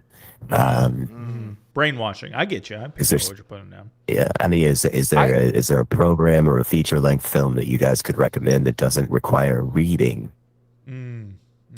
There's another French film that you wouldn't need to read the words for called Delicatessen. That's real good. True. There's a film in English called Ravenous. That's great. That's a good one. There's a Canadian film called Raw. Raw is a good movie. Great suggestions. Thank you. Soylent Green is sort of an old classic. That's a good. Oh yeah, that's a classic of cinema. Yeah. Gotta show him the classic. Charlton Heston. Bone Tomahawk, if you're into kind of darker stuff. Yeah. Kurt Russell. Yeah. I love Kurt Russell. Yeah, Kurt Russell. Yeah. Yeah. That's literally every movie I can think of off the top of my head. No family Eating films. Raoul. Yeah, I told you I had three young sons. Eating Raoul is a great movie. I had that was kind of a family film. three You probably boys. watched that one. Yeah. Oh, I see. I have three boys. How old are your I'm trying boys? to entertain. 4, 5, and 8. Okay. Young boys. You know what I mean? I can't watch Bone Tomahawk where Kurt Russell eats a dick off of a caveman or whatever. I Oh can't yeah, you don't watch want your that. kids to You know grow what up I to mean? be I need rad as something. shit. Well, I thought you were skipping some of the lessons. I figured you were also like skipping ahead. Well, we're Christians. I mean, we're still, Oh, I see. you know, Passion we're of the Christ. Republicans, we're Christians, you know. Passion of the Christ is a Yeah, good one, Passion of Christ is a great one. You know, if you Love Passion of the Christ. They've seen that several times. Yeah. Well, and then anything in Bone Tomahawk is kind of tame by comparison. You know. Yeah. Well, Bone Tomahawk doesn't contain our Lord and Savior Jesus Christ in its screenplay. Oh. Last time I checked, you know. You're only going to watch movies that can contain the Lord and Savior Jesus Christ. Yeah, we're looking for Christian films. I thought I made that clear early in the call. Maybe I'm wrong. No, Texas Chainsaw Massacre? There you go. There That's you a good go. one. That's about That's a a good good Christian one. family. Yeah. I think they at least That's yelled a good Jesus. one. Yeah. I'm pretty sure there's a crucifix in the house. Trying to think. Jesus films, you know what I mean? But Last Temptation of Christ. Seen it. Classic. Yeah. Yeah. Oh, there's a film about priests called Spotlight you should watch with them. That'll be good. That'll be good. Spotlight, isn't that the one? Blood Feast. Blood Feast is a classic Herschel Gordon Lewis. There you go. Yeah. There you Ooh, go. Red What's State the by rating Kevin on Smith. Blood? What a What's good the rating one. on Blood Feast? What's the rating on that? Yeah, I think it's before well, it's ratings. before PG-13. Yeah. So yeah, I don't know if it's rated. Yeah. Okay. Well, I trust you guys. I wrote all these movies down. Hold on, I got one for you. I got Oh, one Cannibal for the you. Musical. That's a good. Beautiful. Well Seen done. it. See, yeah, there you go. There's. Oh, there's a classic British film called The Cook, the Thief, the Wife, and His Lover. That's actually a beautiful movie. Lovely to watch. What's with all these foreign films? Are you guys a bunch of film students or something? Bunch of liberals? Like, No, what's no. with all the foreign films? Well, Nope. I was going to recommend, I'm before- neither of those things. I mean, before you had kids, were you a fan of like RoboCop or like Total Recall? Too much violence. Too much violence. Too much cursing. Well, I was going to say there's a movie about a nun called Benedetta by a great director, Paul Verhoeven. About a nun. Are you what flavor? Sounds like a what liberal. flavor Christian are you? We are devout Protestants. I see. Well, this is about a Catholic nun, but I think their faith is definitely a feature of it. So you might enjoy. Okay. But yeah. I mean, the chat's Well, got thank great. you for the suggestions. Yeah. The chat's got great suggestions too. Children of the Corn, you might like. Begotten. Oh, this yeah. this chat is garbage. I'm looking at the chat's suggestions. Wow. They're Wow. as garbage. Charles Wilkins. Wow. This chat could do better. Bunch of liberals in there. I mean, I don't know, man. I don't know how many liberals are in there. Seems like a bunch of leftist liberals in the chat right now. I see. That seems We're more Christians like and we're in a bunker, and I'm trying to entertain my kids right now. You know, So here's a question: how are you going to watch these movies if you're in the bunker? Do you guys have on like this 36 27-inch CRT.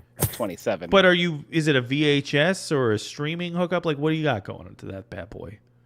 We have Wi-Fi down here. Oh, okay, I see. So you're gonna go on the We can stream. I What's- also have a massive DVD collection. I see. So really, you just need guidance to your DVD collection rather than anything else.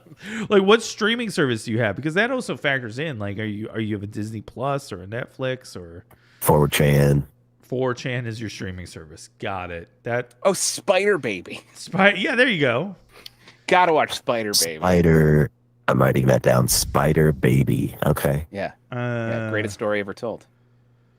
You can watch Sallow. Sallow's a good suggestion. Sallow. Yeah. Sallow, great suggestion. Garbage Pail Kids. Harold, grow up. Harold the Hatter needs to grow up. Get a job. Wow. Your kids are 4, 5, and 8. I think they would The love Golden D also needs to keep his mouth shut. I see the Jesus. chat too. We can stream the chat down here. Wow. Whoa, chat. Getting called out all of a sudden. Jesus.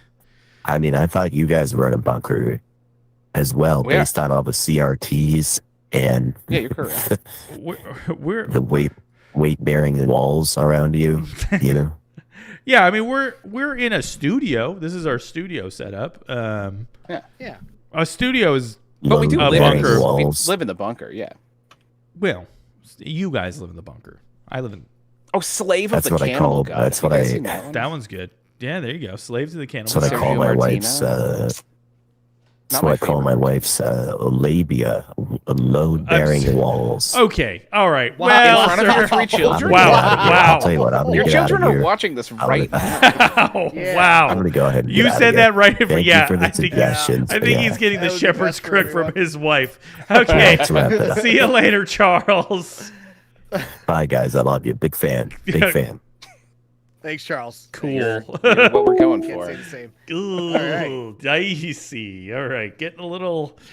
Listen, we knew when we started this kind of show, we're gonna give people of all stripes, of all political backgrounds, and we're gonna call them fucking monsters when they're like that. Anyway, Yeah. Does someone I mean- eat someone in Anthropophagus? probably. Add that one to the list. Put that one on the list too. I am very proud of you for just the wealth of knowledge on cannibal films that you Oh, have. is that the connecting Great. tissue for all those films, Jim? Yeah. Crazy. Oh. Oh wow! I thought you were just putting out bangers after bangers there. It's so nice. Yeah. They are all bangers. They're all bangers where people eat people. They're all bangers where people are turned into bangers and mash. Hey. Hey, where were we? Speaking of films, during the segue, Charles. That's right. Ogopogo filmed, maybe. Right. Does he How do Ogopogo we eat go people? from here? Does Ogopogo eat No, other no, Ogopogos? it's- Does he? Is he? Why An, not? is he an Peaceful native Ogopogo Vegas? Yeah. Oh my god! Let me get through this news story. It You got it. was just a normal spring day in the Calamar Regional Park when Lisa Von Pander looked out to the lake and saw what she thought was much more than tranquil ripples in the water. Oh. We took a break on a bench that had a great view of the lake, she recalled. We That's saw Von these Pander. ripples that were very different. They Pander, looked if I've like ever heard. fins. I'm surprised you didn't go hard German for this one, but that's, you know what? I appreciate it. I appreciate, Yeah. Yeah, no, that's on me. That's on me. You didn't pander to us. Hey. That's when she pulled out her phone and began recording what she saw in landscape mode, which is quite refreshing to see. Nice. Good In work. the video, Lisa can be heard stating that the waves were not simply boat waves, but were actually all black. Apparently, Weird. another couple at the beach saw the same thing, but did not record their experience. She Losers. uploaded her video to Castanet News, who in turn uploaded it to YouTube, where it was met with massive scrutiny. Boo! Yeah, Boo but here scrutiny. it comes. Here it comes. Not one, but 2 young serpents moving in a single file. Great video, said one commenter. Sounds like waves. Looks like waves. It's probably waves, said another. Okay. Boo. Boo. Some had more radical theories, though. The Ogopogo conspiracy theory is ridiculous. Conspiracy theory. Yeah. Obviously, it's a UAP that is underwater traveling Yes. back to their base. Yes, yes. I see you saw my comment. Got it. Some even became irate at the act of posting this video, period. Wow. Ogopogo is a spirit, not a real animal, and this is a disgrace to the legacy of the original people of this land. A Boo. curse upon Castanet Incorporated for lambasting ancient cultural Hell heritage yeah. and traditions for clicks. Get them. These Wow. are real YouTube comments. They sound like them. Yeah. One thing is for sure, sightings of Ogopogo have increased ever since the release of a documentary about the lake monster hit Amazon Prime last year. Coincidence? Yeah, probably. Native mythological spirit manifested into real-life creature? Why not? Yeah. Why not? Yeah, Finally, why not? somebody with the courage to say why not. Yeah. Who says it can't be true? Right? Come on. It's so easy to say no. So easy. Right? But how hard is it just to get that one half step up to why not? You know? Takes a strong man to Yeah. say yes. That's right. And Patrick's that strong, strong man. Strong enough to murder a gorilla. Strong enough to tell a boy to burn his It is house known. down. It is known. And speaking of little lake creatures. Oh, sorry. Did you want to Nope. go somewhere? Nope. Let's move this show wanna along. expand Let's on move it? it along. Alright. Let's keep the inertia before Charles calls back. Guys, there's been another sighting of a famous water creature. Oh, It's a little tiny Nessie, guys. It's a little tiny guy. a Babby Nassau.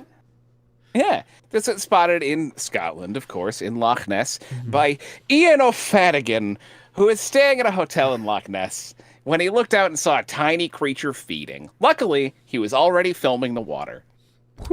According to O'Fanagan, who regularly hunts for Nessie from his home in Ireland via a webcam and has multiple logs already in the official Loch Ness Monster Sightings Register. I see why he was filming. Okay, got it. Certainly it has no resemblance to an otter or a seal, and I never saw a fish with a neck and a bumpy back. I was stunned, overjoyed that at last I might have a clear image of the Loch Ness Monster.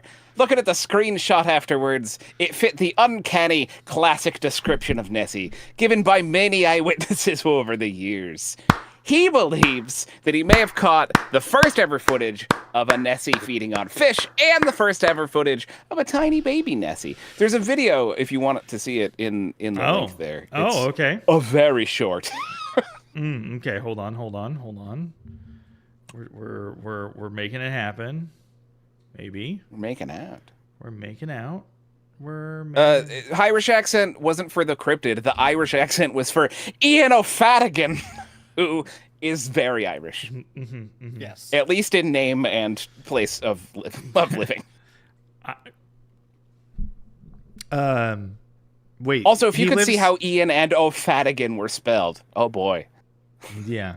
Oh yeah, there's a lot of E's and I's and O's in those words. Hold on.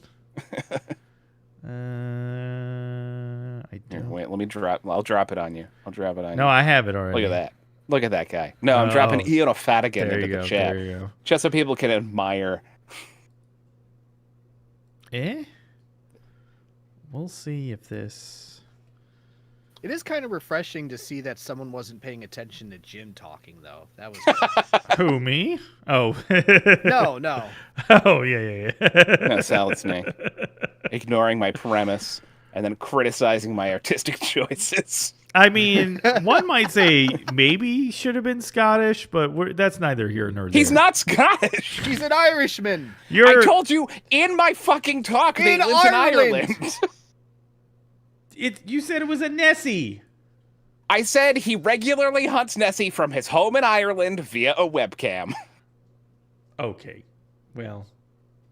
You guys are dicks. Yeah. Now you're getting it. It's not Jim's fault that the dude is looking for Nessie in Ireland. Right? That's on Ian. That's on Ian. Ian. That's true. It is on Ian. Okay, here we go. Sorry. This is Ian driving to Loch Ness That's in his Mazda. Oh my god. This is how Ian invoices. Where did the video go? I saw. It's buried beneath ads. That's where it is because everything. Everything wants me to ads. Right. It's going to be really. Discover a world of savings with a AAA membership. It's off. It's like literally 2 seconds long. This is definitely worth it, I'm sure. Yeah. Thanks. Well, if you want to see a baby Nessie eating a fish, it's worth it. Yeah. And who doesn't want to watch a baby? How many adult men do you think it would take to murder a baby Nessie? 7. Yeah. 7 strong swimmers. That seems fair. Yeah, they'd have to be good swimmers. Or at least 3 or 4 of them would have to be good swimmers. Here we go. Hefted onto the shore. Get all the the text out of beat the way it to so I can death see with the rocks. Nessie. No, they will. They replay it. Because it's happening right now. Oh, it didn't work. Oh! What the fuck? Oh, there it is. There it is. There it is. Look at that. Look at that. Baby Nessie. What else could that be? There it was, I guess. UFOs returning home? I don't think so. Oh, that's definitely a UFO. What are you fucking talking about? It's not a seal. It's not a turtle. It's clearly a UFO. Are you nuts? Reflecting the sun like a UFO does. I don't know. Looks like a little tiny Nessie to me. That is clearly a pope. Little. Oh, there's Nessie. And there's a poop fairy. And the poop fairy. Whoop. Hi, They Dio. are real. Get that out of there. Sorry. Well, cute. There you go. Well, cute indeed. Log another sighting for Ian O'Fadigan. That's what that story's about. Sorry. And we're back. Well, that is fine. I don't have strange even. Weird, if you will. And speaking of, what the fuck is my next story? Oh! UFOs underwater? That's underwater right. UFOs? More UFOs. Speaking of UFOs, definite UFOs, NASA. Oh. That's right. What? NASA. What? What? It's clear as day. Ain't no is this party. a picture of Lady Gaga? This is a UFO rave, guys, and it will all make sense here in a second. Okay. In a new study published by the Acta Astronautica, which is surprisingly not a codex in the Warhammer 40k universe, scientists have noted a strange light pulse emanating from HD 89389, a star only slightly larger than our own. The star resides in the constellation Ursa Major, so 100 light years away, and in 2023 pulsed twice in rapid succession.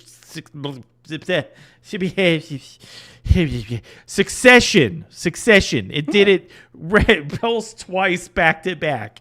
NASA scientist Richard Stanton remarked that NASA couldn't rule out the possibility that aliens have created this pulse with a giant Dyson sphere-like strobe light in order to host intergalactic raves pictured here. In fact, it's probably likely that some pretty groovy E is in that region of space and that you should check it out. Scientists have previously identified a similarly fat beat emanating from a star in 2019 and similarly can't rule out a rival space rave. They named that star Dimidium Dimidium. Dimidium. Dimidium. Do you get it? Dimidium. Dude, The great. pulsing star. Dimming. Dim. The light dims, hang and they on it named it longer. Dimidium. It It dims. dims. Yes. So time will tell what stupid They named name it they'll come up for this unobtainium. one. That's exactly right. They're gonna name this next one Strobium. So, or Stromibium, or Strobibibibi. Dimidome. Strobibity. That's right. Strobibity. Dim-dimadone, dim-daroo. I think that aliens might rave with you. Dimidome, dim-dara.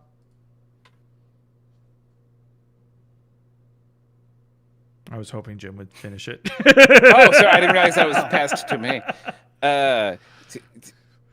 Give them a sick beat and they'll dance it raw. Yeah. Nailed it. Nailed it. Yep, I like it. Nailed it. Do you know, it took me until I was an adult to realize that they were saying the word chimney, but broken up into little clumps. Oh, when they were saying chimney? Yeah, chimney. I thought it was just fucking nonsense. I don't words. think I've ever thought about that song hard enough to actually realize that. That is actually a that's what they're revelation doing. for me. Yeah. I never thought about the song. For like a hot second, I thought about just acting like I knew I'm that glad. the whole I'm time, glad. but no, I don't think I've ever thought about that song Great. long Yeah. enough. Good. So thank you. It's obvious. Yeah. Yeah. Wow. You're welcome, and thank you guys for making me feel not so dumb. No. Did chat know that already? Am I? Yeah, chat, weigh in. Wait, did Are you you know? aware? Anthony, do you know? Is Dick Van Dyke still alive? I think he is. Yeah. He sure is. I mean, He's last like- I knew he was. He's Like 112 and still dancing. Jesus Yep. Christ. What do you think he got like the His Married to someone elbows are younger than wider us. than his abdomen Yeah. at this point. for real? Do you think that he got the like super prototype stem cells? He does a tap dance You and know? his skin does it one beat later. Oh, he has his own motion blur. my God. No, I mean he's Yeah, he got- had 4 children, but he's had them all slurried into blood so that he could stay alive. Yeah, exactly. He just he had Still a wearing dope suspenders. good for him. I like Good it. for him. Yeah. Well, there you go. This is a lot of news, guys. This is a whole We can- bunch of it. we We can we push it are to next We needed week to if share, you're feeling honestly. sick. no, we're great. We're halfway through, guys. So just keep it rolling. We used the shit out of this We week, are guys. using the fuck out of this biz. Anyway.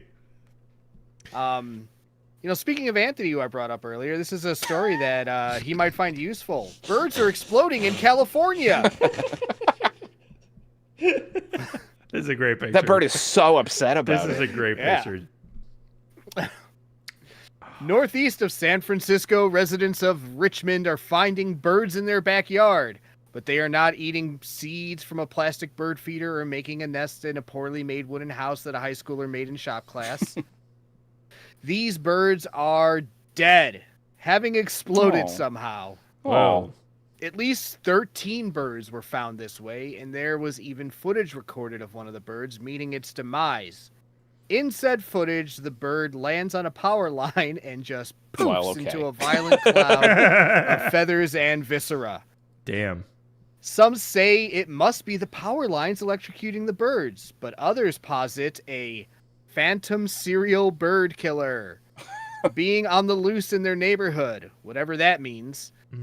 The California State Department of Fish and Wildlife has launched an investigation into the matter, but no word on a solid cause has surfaced. Oh. Yeah. It's a shame. How many more birds must die before they do something about it, honestly? That's right. Agreed. That's right. Agreed. I mean, You know what it is? They're like striking back. They're worried that the birds are joining the resistance, true. and they're trying to explode them before they can explode us. Do you think it's future people coming back in time to explode birds who may or may not be the John Connor birds in the future bird war? Just saying. Birdinators? burdenators. Well, deburdenators. Humanators. I'm not... Humidors. That's right. That's it. Why aren't we ruling out suicide bombers, honestly? Oh, you think the birds are doing it to themselves? Well, yeah, to cripple our electricity. Interesting. Oh, right. And the ongoing war between animals and humanity, yeah. Wow. Sorry, I wasn't listening that whole time, so I didn't put that together at all. Wow. No, yeah. Bird bombs. Wow. Bird bombs. That's... Can I ask you guys about a thing that isn't funny? Is that allowed? Yes. Did you guys see that boat hit the Brooklyn Bridge this week? I did. I almost Yeah. put that on the list, yeah. There's a ship lost power and careened into the Brooklyn Bridge, which is the second time in the last 6 months that a boat, a big ship, has mysteriously lost power and drifted into a bridge. And I wonder if that's Russian hackers or something shutting off the power in ships that are near bridges in an attempt to cripple infrastructure. Or fish. As I said, no joke there. In that body of water That's true. that There are you go. Sure. crippling the ships in the Thank you for bringing ongoing it back war for me, between Pat. animals and humanity. That's what it is. That's what Wake it is. up, It's people. electric I eels know. That's right. shutting down the boats. Everybody knows that electric eels are the hackers of the Sure. underwater kingdom. If you made a movie in 1995 and there was a hacker named Eel, on brand. He'd be played by Matthew Lillard. He sure would.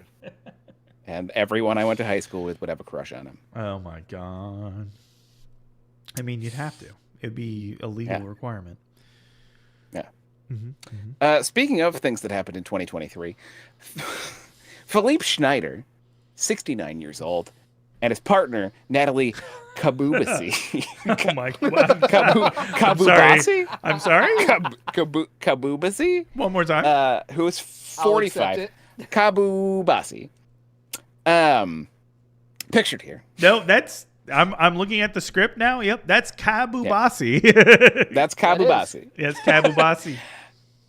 Back in 2023, they were deep in the throes of addiction, guys. Throes to booze and weed. Addiction to booze and weed. Hell yeah. And despite owning a pizzeria, they wanted more money and more thrills, so they decided to break into the neighbor's house to rob him. Allegedly. They, according to Schneider's testimony, they tied up and gagged the then 60-year-old man, Georges Michler. This is all happening in France. George Michael, whose daughter recalls getting an uncharacteristic text from him. Apparently he didn't text at all, saying, "Hi, I'm headed to Brittany with a friend. Get some fresh air and see the country. See you when I get back. Have a nice day," but in French. According Which to sounds Schneider. like... You want me to pretend? Oh, you want me to just do it in a French accent? Yeah. Hello. I am heading to Brittany with a friend. I don't know what French sounds like. With a friend. Get some French air. Fresh air. It's a French air. I am in France, after all. I love French air. The only air I will breathe. Man. Is that French? Did I do it? I think you got it. Yeah. The only French I know is, what is it from The Little Mermaid or something? Le Poisson. It's in a song. Best version of French. Oh. Salut. Je suis allé to Brittany avec. Wow. That's all I got. Wow. That was great. That was great. Omelette du fromage. That's Sweet like, Dexter's Pomme Lab. de terre. According to Schneider, they searched Michler's house for I was going to say vegetables, for valuables, and when they went back to untie him, he had suffocated to death. oh my god. That's when Schneider, pictured here, formerly a butcher before he became a pizza man, did what he knew he had to do to stay out of trouble. He chopped Michler up and cooked him in a pot with vegetables using a ritual that he claims he learned in Nepal. What? They then stole Michler's van. Yep. Cooked him up. There's a third person in the story only identified as a grave robber, who Sure. apparently Michler started cooking him and then told the grave robber, "Cook him until the meat falls off the bones. If anyone asks, tell them it's food for the dogs." They stole the Jesus. guy's van, went home, and then kept operating their little pizzeria. Did any of Michler end up on the pizzas? Unconfirmed. Schneider is currently on trial for kidnapping leading to death, concealment of a corpse, and endangering the integrity of a corpse. Kababusi denies having any part in the activities. That is Oh, insane. God. That is Yeah. wild. A Yeah. Frenchman You know- cooking pizza? You know who would like that style? Weird. That story is the guy who All right, called Theo. us. That guy who called us earlier would like that story. Thank you, Patrick. Yeah, It is- that one's for Charles. Charles Wilkins, That is yeah. a Charles Wilkins story if I ever heard one. It is French pizza doesn't seem, even in the photograph, even before you know that he murdered and cooked a guy, that French pizza doesn't look. No. That I pizza wouldn't looks go out of my way to get it. you know? awful. Yeah. Looks so bad. Yeah. No. Ugh. French pizza, gross. Speaking Gross. of That's things the takeaway. probably that get put on a French pizza, Hey, sales. Ugh. ancient Ugh. wormfish rediscovered in Greece. Correct. Guys, Greasy scientists wormfish. Scientists have rediscovered a blind, squirming wormfish that probably should have gone extinct millennia ago, but they're still here, squiggling around the bottom of Greek rivers. So if you're ever in Greece and you're in a river for any reason, there's a tiny little worm wiggling underneath you. Grab one. Yeah. Bring it home. Yeah. That's totally fine. They're just endangered. The Great lamprey has existed on Earth for an astounding 360 million years. Damn. And thanks to the environmental DNA analysis, it is confirmed to still exist. Residing in just 2 riverbanks in Greece, these ancient creatures feed passively as if they don't want to exist anymore after witnessing all their friends and loved ones go extinct. Their entire life is spent blind until the final moments before their death, where they miraculously What? gain vision, swim towards some vegetation, lay eggs, and promptly die.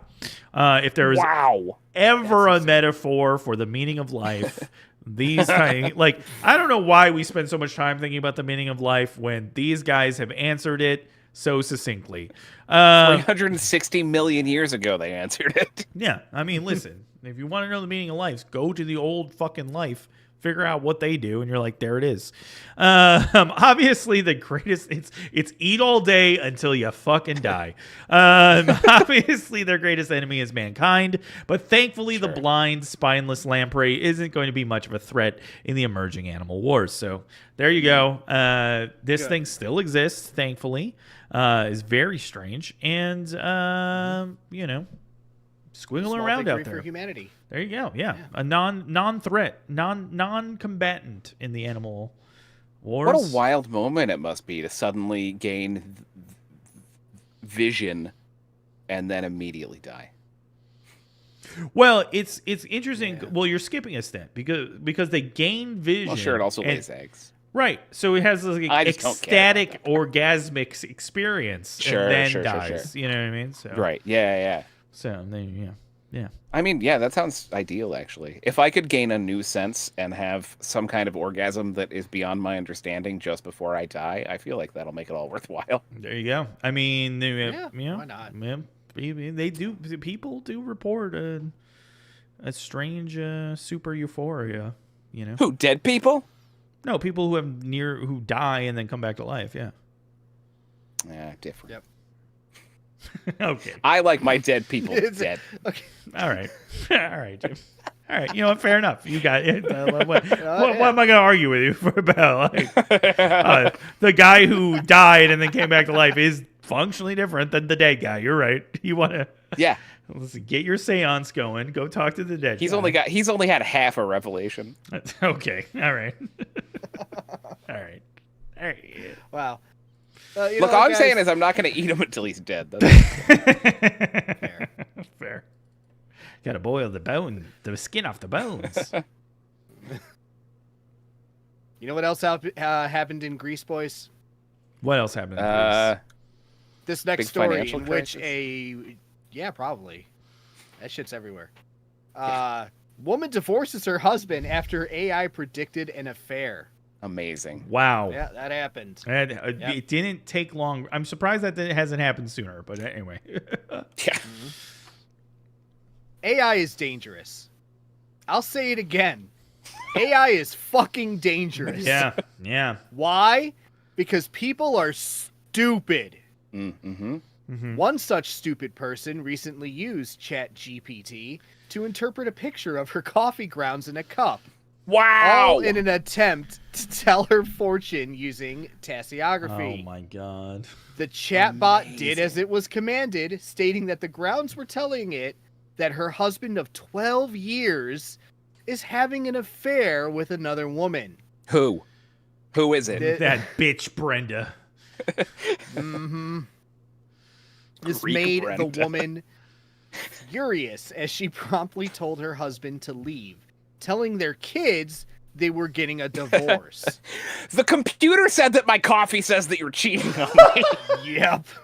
Get out of my house. The husband thought this was just a bad joke or maybe a phase. Yeah. But then he got a call from her Or a lawyer. really good joke. Right. Okay. You don't know his sense of humor. Sure, you know, Jim. you don't know. I don't know what he thinks is funny. Sure, Jim. Sure. Look, you've heard the jokes I write. An AI and a cup of coffee walk into a bar. The husband refused to agree to a separation, but was served divorce papers just 3 days later. Wow. He, being a smart person, got his own lawyer to contest the divorce over the fact that claims by an AI chatbot have no legal standing and that he was innocent of any infidelity. No legal standing yet. No legal standing yet, Patrick. It's soon. Yeah. When the news spread of the AI chatbot taking jobs from tasseographers, some masters of the trade Oh, Jesus. came out of the woodworks to Amazing. state that ChatGPT is definitely not a master and doing it wrong. Sure. Reading into a cup of coffee is more involved than simply looking at the coffee grounds. They have to analyze the foam and the saucer below the cup as well. Oh. Yeah. This woman, who is known to be very sensitive to divinatory practices, No. should not take the chatbot at its digital word in this case. But for just $50, she could have a real 30-minute session with a master of the trade who will damn her husband and some made-up concubine in a way that will make it much harder for his lawyer to simply throw out her outrageous claims. Much harder. Yeah. That is wild. That is Yeah. so insane. People are fucking crazy. Yeah. How many How do you get there? to that level of crazy? Yeah, to that level of like believing that a computer can tell you what your coffee is telling you about your A husband. lot of insecurity. So much For insecurity. sure. I mean, like, you start with believing in the coffee shit, and then you're like, well, if ChatGPT... I believe in the coffee shits. Same, brother, same. It's always... They always come right after your main... Right after. Your It's main weird. morning shit, and then just... Yeah.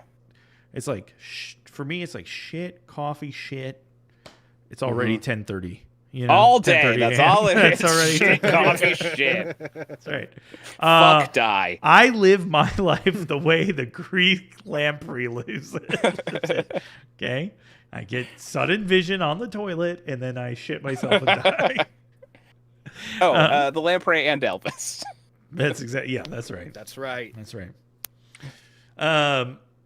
Yeah, that's wild. You have to start with the coffee divining, and then believe that AI, because AI can write your resume, Is can magic? also can do magic. Yeah, I don't. Yeah, exactly. Well, I mean, like, those forms of like divining, like, fancy themselves like semi-scientific. You know what I mean? Like, it's the same as like palm reading, where it's like, if it's this long or this, you know what I mean? Like, they do that weird pseudoscience thing. I suppose. I guess I always assume that like a palm reader or whatever has to have some sort of divine, or like some sort of is like touched by some force beyond my understanding or whatever. But No, I mean it's the same I with guess tarot not. cards. I guess too, you can just right? learn it. Yeah, tarot cards you just learn, and you just practice. Take a week class, get a certificate. You're Okay. good. All right, great. Yeah. Yeah, then it makes sense then. Then it's probably right. Her husband is cheating on her. Yeah, It's what her coffee said, Well, yeah, exactly. I do like the angry, the angry conman coming out of the work. He's pissed off. Yeah, Yeah. right? How dare you? We thought we were safe. From this AI bullshit. The one job AI couldn't take. That's right. Right? Don't worry, honey. The AI is not coming for my coffee reading job. There's no way. I don't know. You passed up that job at the bank. Follow your dream. I'm sorry. I'm building a whole world. Speaking of, I don't have it. This one also has a video in the article. Oh, sick. I would play it without the sound because I'm gonna talk over it. Cool. Blood of a dude bitten by Jim! over 100 snakes. You're in the picture. Is it me? It's me if I lost a lot of weight and some hair, which I would if I did what this dude did. Dude bitten, the blood of this dude bitten by over 100 snakes could hold the world's best anti-venom. Whoa. Tim Freed, pictured here, loves getting bit by snakes, guys. Not just snakes, also scorpions, also spiders. He's pretty edgy. If Tim Freed were a pair of jeans that have flames on the pocket and a sick tribal going up the side of the leg. If Tim Freed were an MP3 player, he'd be a Zune, baby. If Tim Freed were a band, he would be Godsmack. He's Monster Energy. He's a jacked up truck. Tim Freed literally has venom in his veins, and also in his refrigerator, and also on his YouTube channel where he bites himself with snakes. Tim Freed says, I wanted to push the limits as close to death as possible to where I'm just basically teetering right there and then back off it. Tim Freed, edgy as fuck. Wow. Yeah. Okay. That is the news of the night, in my opinion. That is the best one so far. Whoa. Hold on. Well informed. Yeah. Well informed. I'm I struggling. gained a lot from that. I'm struggling. Struggling to get the thing set up. Hold on. Sorry. We don't have to Do we watch it. even It's just need the him video biting his anymore? arm with Yeah. snakes. He What do you holds mean? snakes and they bite him in the arm. The video was have just to a see- Godsmack music video, dude. It's not Yeah, that yeah. We have to see this. I wish that's what I'd like to do. I'm not the one who's so far away. That's Tim Freed. Not singing it. That's just, that's his energy. Why won't this let me? One time I was walking through, where was I? Boston, maybe. I was walking through some town, and I saw just like crowds and crowds of people in like, shirts with patterns on them. And like with, I don't want to watch with, this. like hair that I didn't think was respectable, and I was like, "What is going on?" Oh! It turned out there was a Godsmack concert around the corner. Oh my God, he's wearing a Slayer shirt though. Hell yeah, go for him. Good for him. Yeah, dude, he's cool as shit. Look at him. Jesus Christ. So he's snakes are biting him. Sorry, I wasn't. Yeah, he loves getting bit by snakes. Tio, Yeah. how could you not listen to the best article of the evening? I was struggling with the fucking tech behind the scenes. All right. I shouldn't have thrown a video at you. Yeah, I that's realized right. that was too much. Oh my God. And he's doing this. I don't know. Yeah, this is how you make anti-venom. Because That's right. not why he does it. He just does it because he thinks it's rad. These dweebs from Colombia are now studying him because they think they can use his blood to make a cool anti-venom for people who get bit by snakes. I love that. You should narrate more videos. That was amazing. Mm-hmm. These dweebs over here. Jesus Christ. Wait, Yeah. so how does he survive? Oh though? God! Look at how deformed his forearm is from that. Come on. Like, Yeah, why yeah, isn't he's he lost- dying? He lost part of a finger. He has gone to the hospital multiple times. He's come very close to death multiple times. He loves it. He loves almost dying. it seems like maybe he wants to die, but he's not doing it. He's just getting real close. Wait, so he's getting bit by a snake and then getting and scorpions and spiders. Yeah, he's not getting an antivenom. His blood has developed antivenom. But that's what I mean. Because anybody's would. He doesn't get a antivenom at all? Like, I feel like he's got to have some antivenom. There was nothing mentioned in the article about him taking antivenoms, as far as I read. That's crazy. How do you... Like, how did he He's gone to the hospital. Probably when he ends up at the hospital, they probably administer some kind of Did he work his way up from, like, less poisonous snakes to more poisonous snakes? Like, how does... You know, it didn't talk about the order that he approached them in. But he's been doing it for a long time. He's been doing it for, like, 20 years. Oh, he likes... So, probably you start out probably not being able to buy as poisonous creatures, you know? He, like, keeps them in his house. So I imagine, you know, you import a tarantula... You find a corn snake, you know, and then later he's almost died multiple times by being bit by cobras, you know. Wow. And I think it probably I wouldn't know where to buy a cobra. I think you probably have to be in the world of getting bit by snakes for a while, before you work your way up to that. I mean, I do know that you find them in a basket next to a guy with a flute, but that's all I know. Yeah. Okay. Yeah. All right. I can't believe he went full Cobra. That's kind of crazy. That's what I'm saying. Snake. Like, what? Dude's edgy as fuck, dude. How the fuck do you get there? Well, speaking of somebody who's edgy but in the wrong way, a racist man makes racist AI more racist. Yay. He looks like he's been bit by like every snake. Jesus Christ. The refuse of humanity that has remained on the social media platform X noticed something strange in between jerking it to AI porn and yelling about immigrants, that the X AI Grok was giving some weird answers to their queries, no matter what those queries were. Screenshots. I don't think they like it when you call them queries, those people. That's why I do it. Straighties. That's why I do it. That's why I do it. Screenshots of the conversations on a wide array of topics like Fortnite and HBO Max shows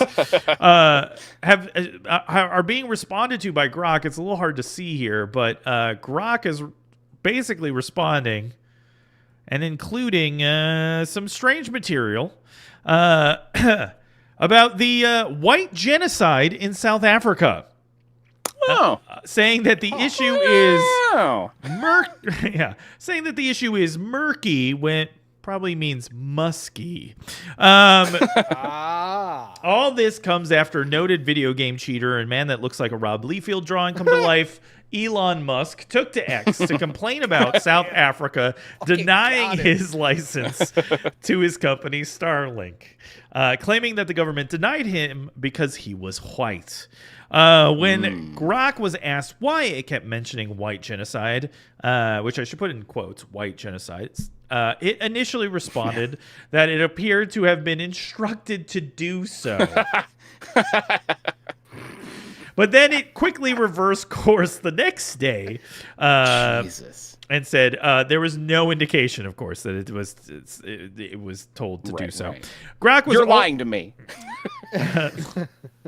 Grok was also asked by the New York Post if Elon had anything to do with its behavior, which it responded with, quote, "The available information does not provide conclusive evidence that Elon Musk directly instructed Grok to mention white genocide in its responses," he replied to the Post.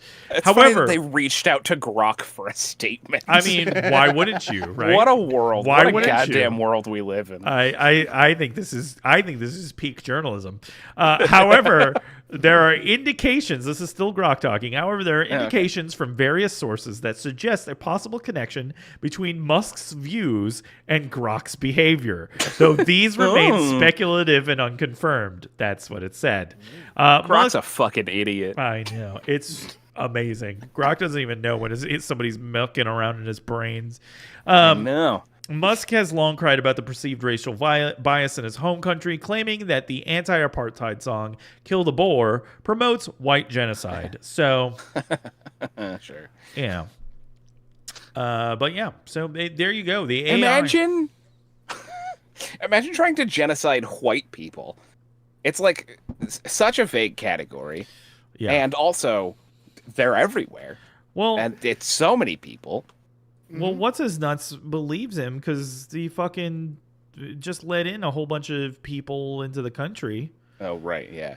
We were allegedly being genocided. I don't fucking know. Listen, I don't know anything about South African politics or what the fuck's going on, but it seems you don't know anything about it. I bet you know a little bit about what's going on right now. Oh, sure. Yeah, but I'm with you. I don't think. How could you white genocide? How could you do that? Also, what is white people? Exactly. What is white people? What is white people? That should be. And how do we get rid of them? Yeah. Oh, right. Well, anyway. Love that. Yeah. Love that for humanity. We now have AIs that are spewing racist shit. It is wild. Like that quote up there was like, explain the Pope's recent statement in terms of Fortnite, and so it does the Fortnite explanation. And that's what it works it into. And then it worked in it. No, but it's not even like. It's not even in the thing. It's like an explanation that answers that question, and then a separate screen on white genocide for some reason. Yeah, incredible. It was amazing. Yeah, like it's just also got something it wants to talk about. It's like your weird uncle who just constantly wants to talk about how the Nazis had anti-smoking programs, right? Or shit like that. Yeah, you're like, stop it, please stop. You're fucking weird. And then he's like, "Yo, you wanna come check out these helmets I've got?" Ugh. Yeah. Ooh. Yeah. No. No, Grandpa. No. Uncle Grandpa, get it. Uncle Grandpa, you card. Well, I guess speaking of white people, aliens are getting into Celtic knot designs now. Patrick, the Irish don't count as white people. That's historically. Listen, this affects a white farmer. Let me tell you. Okay, I see. Much like my mother in her 50s, it seems aliens are getting into Celtic knots. Damn. Best line of the night. Yeah, that is. Yep.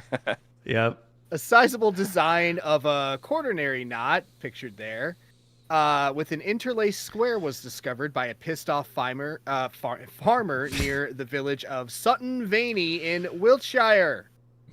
Not to be deterred by the loss of his high-value crops, though, to some unknown and possibly alien culprits. Rude. They've opened up the spot to the public in an attempt to recoup their losses. Okay. Wow. This is the first documented appearance of a crop circle formation in 2025, guys, which has crop circle enthusiasts excited that they didn't have to wait until mid-June like last year. Wow. Yeah. Some speculate that this marks a landing zone for aliens due to the two sets of small trees on either side of the circle forming arrows. You can click on the article and kind of see a picture of one of those. I will not. Sets of trees, I think. Okay, just imagine that circle with two sets of trees. Got it. The sets of trees on either side are said to form arrows or even two-eyed spaceman designs. What? I mean, yeah, why not? Landing your spacecraft on an inferior planet can't be the most exciting thing for them, so it's probably even an autopilot situation, to be honest. So can't they have a little fun with it? Maybe they just watched a Thor movie and thought the design left behind by the Bifrost teleportation was pretty cool. Oh, Maybe aliens also have moms who are into crystals, Celtic knots, and wicker baskets, just like us. Yeah. Either way, who are we to besmirch them for appreciating another's culture? I say bring on the Celtic knots. Hell, land on a cornfield that says live, laugh, love in cursive for all I care. That would be hilarious. Just don't harvest us humans for fuel or something. That's it. Agreed. Agreed. Yeah. It is true. If we had remotely self-landing spacecraft going to the same place regularly, we would have them land on a giant QR code, and this looks cooler than that. Yeah, that's true. True. You know? True. Of course we would have a giant QR code. Yeah. Yeah, dude. Basically. It's yeah. That's how we do shit. Squares. Yep.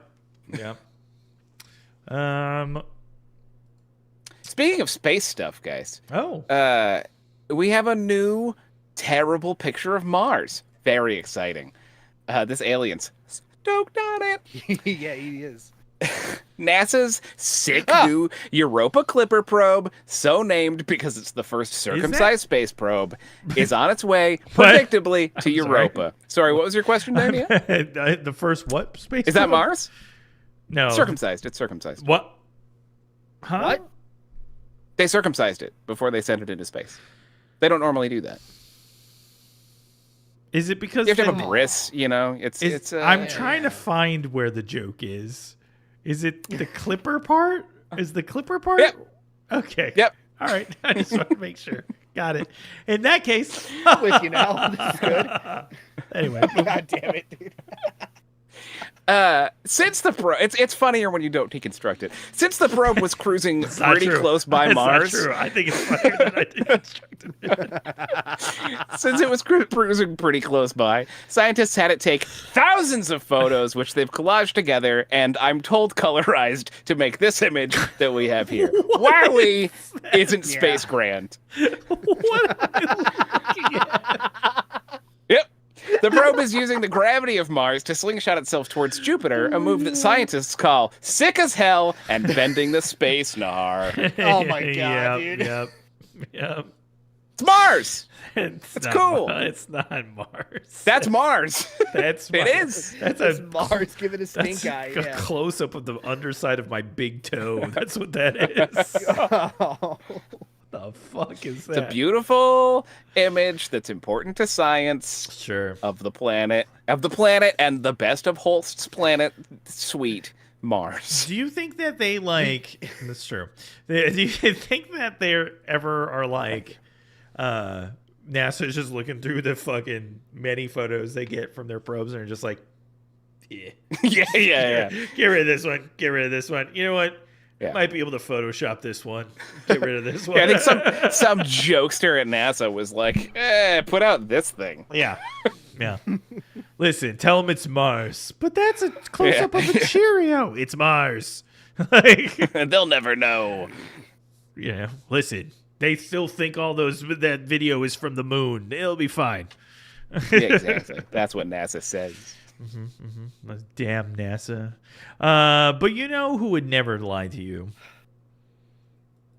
Your cat.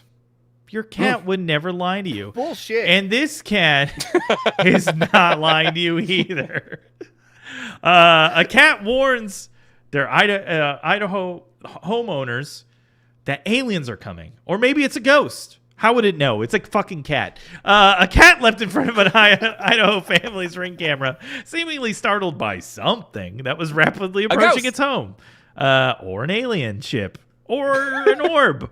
I'll tell you what it's not. I'll tell you that it's not a bug that's too close to the camera to be in focus, so it looks like a circular object thanks to optics. It's never that and can never be that. But what is it? Only the cat knows, and if I can figure out how to get the video up, you might be able to weigh in on it too. Already failing at getting the video up.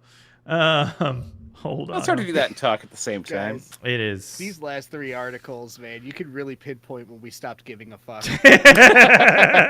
What do you mean? Well, I don't know what you're talking about, Patrick. I have no idea what you're talking about. I truly care about this cat and what he has to say to humanity. Meow. Meow. All right, here we go. Here is the video. I'm so ready. Hold I'm on. so ready. Oh, wait. Butthole. That's what it is. That is. Classic cat shit. Am I telling you? Am I Yeah, right? Here we go. yeah. There's the cat. There he is. But There's his butt. It's giving its warning. And wait for it.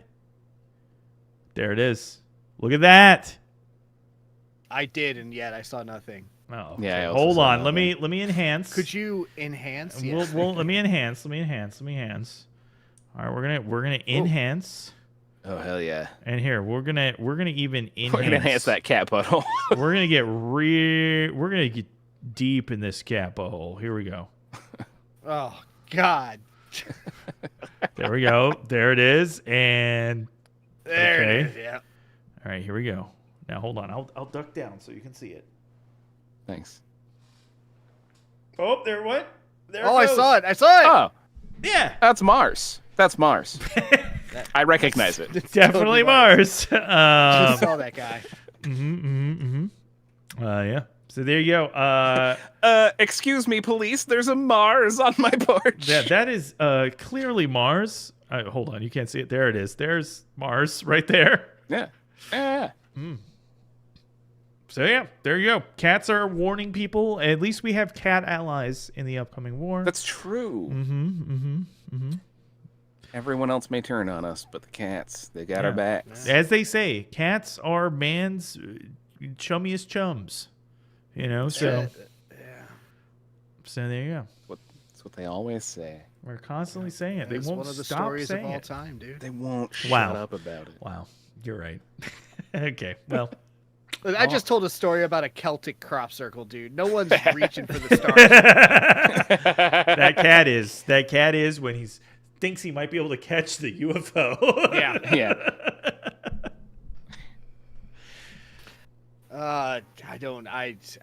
You guys want a story with intrigue and drama and this guy? And this Sounds fucking, a little off-brand for us, but sure. Yeah. yeah. Yeah. And this fucking photo that you made for us, because I do. Yeah, when I see that, I'm not quite sure what's happening on there.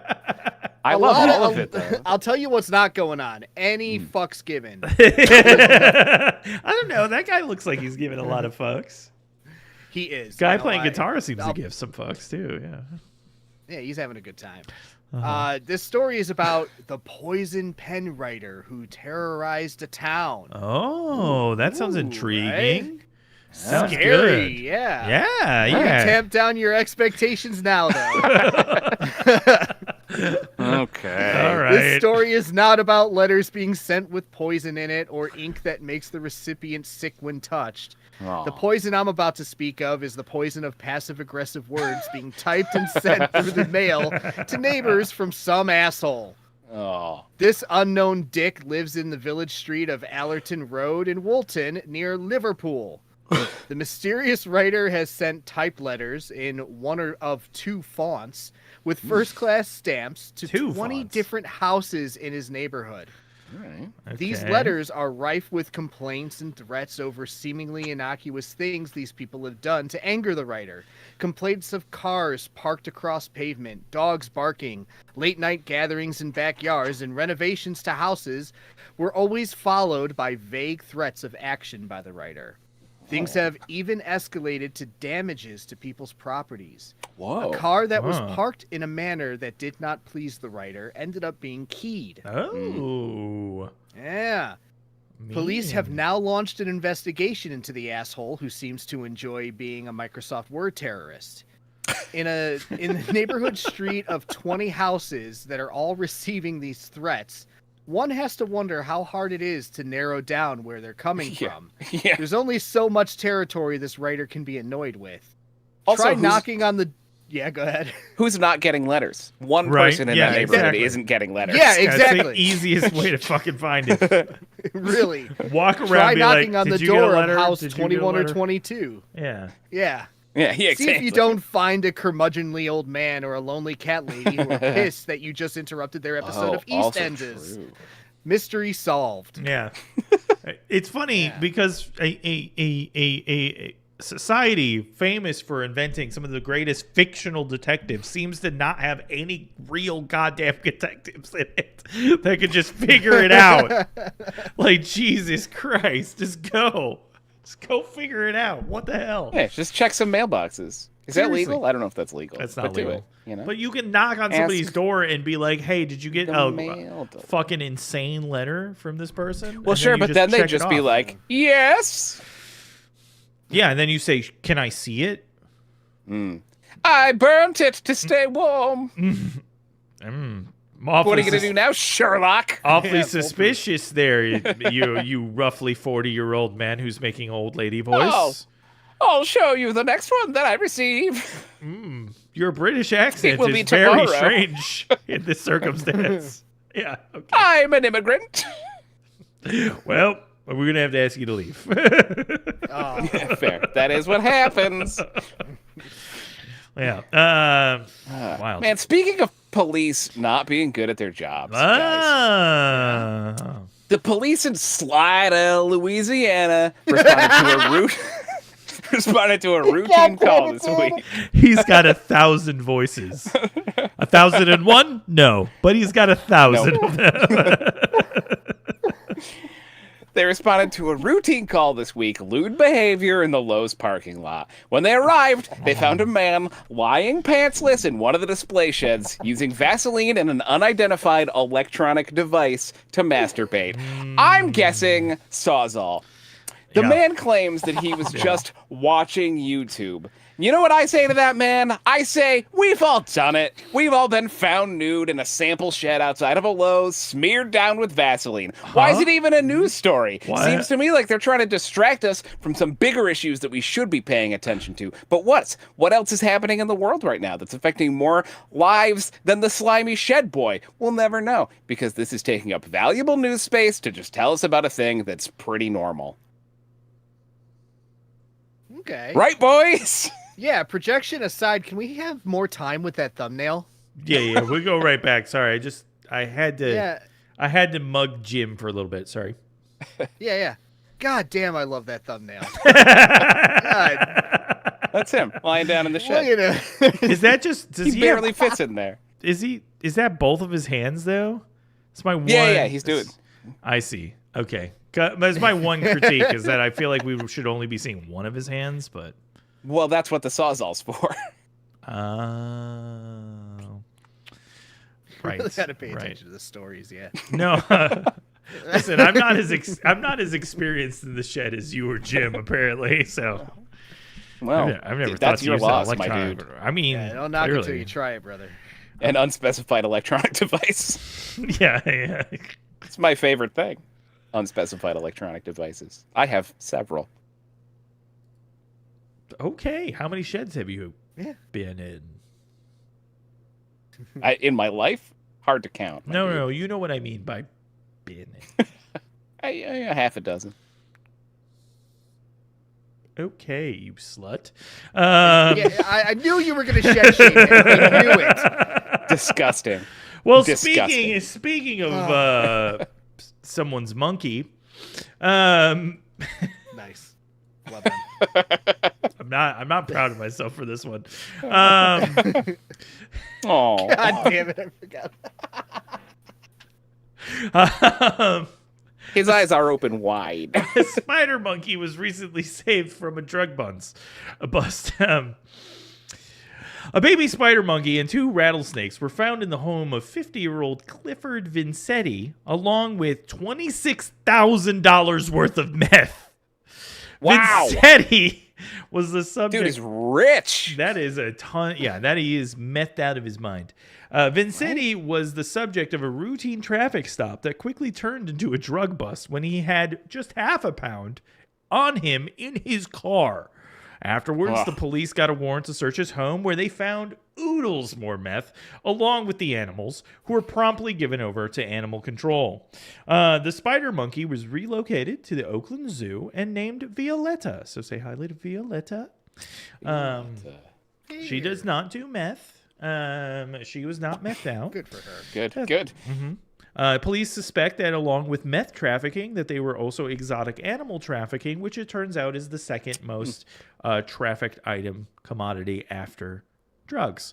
Thankfully, the monkey doesn't appear to be suffering from addiction, though the snakes have reportedly been tempting passing women with what they call forbidden fruit, which is just, predictably, meth.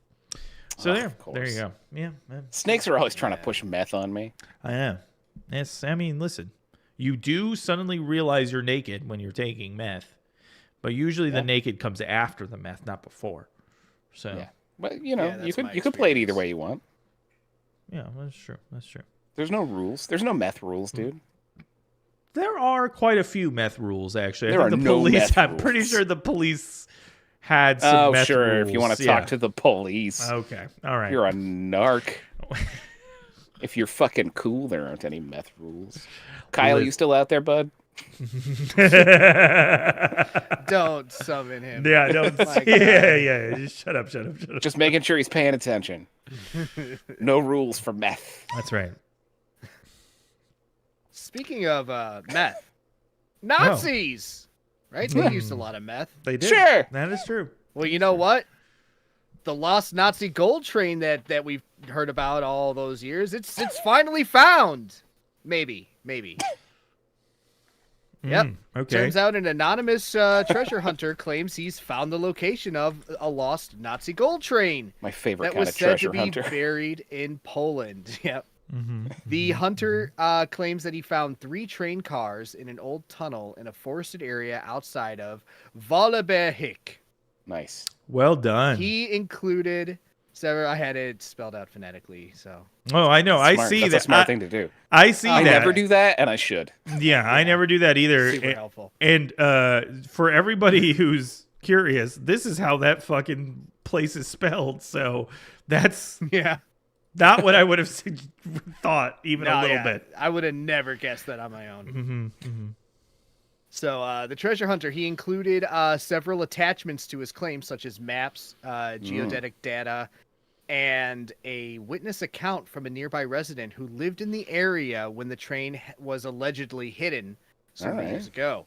The hunter has asked that his name be withheld from the public, but has met with city officials who stated that his claims were substantive and concrete.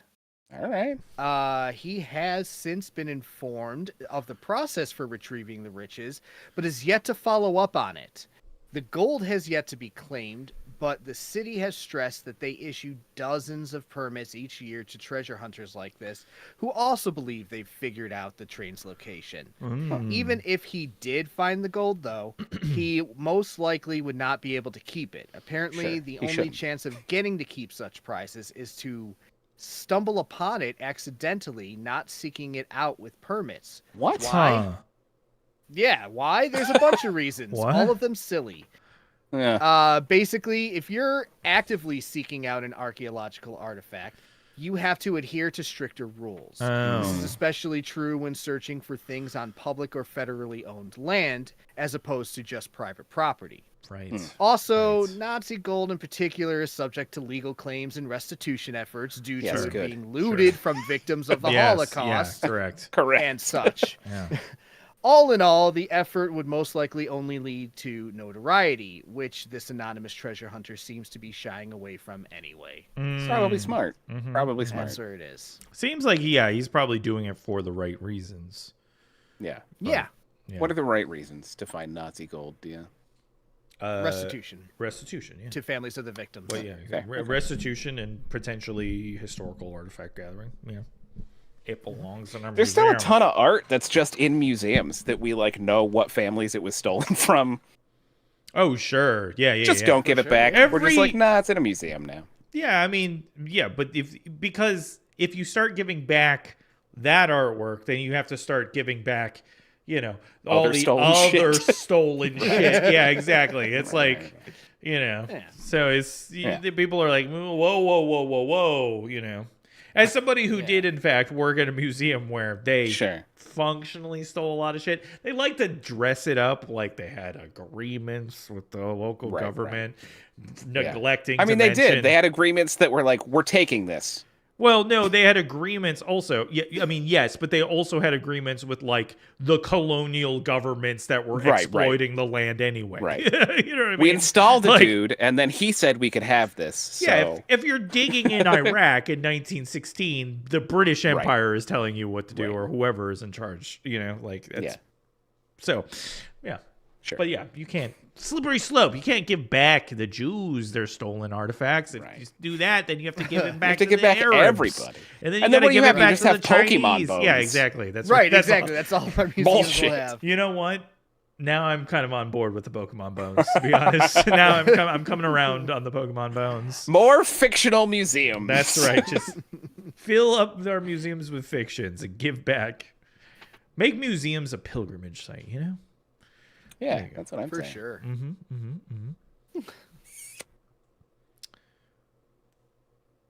Guys, I'm gonna start this with a quote.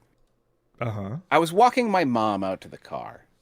She was going to pick up my daughter from school, and I saw a dude in a blue sports jersey in a clown mask walking down the street. It was a little weird, but I just kind of rolled my eyes and ignored it. Jesus. Says Natalie Gwynn of Cohoes, New York. Moments later, she heard a neighbor repeatedly screaming, "Call the cops!" She ran to look, and the neighbor had pinned the masked man to the ground. In what felt to her a few brief moments, cops flooded the streets to arrest the man in the clown mask. What was the man's crime? Carrying an electric chainsaw. The neighbor who assaulted the man claims he was being menaced by the electric chainsaw, but the man in the clown mask maintains that he was just headed to Home Depot, where he hears it's still cool to masturbate in the sheds.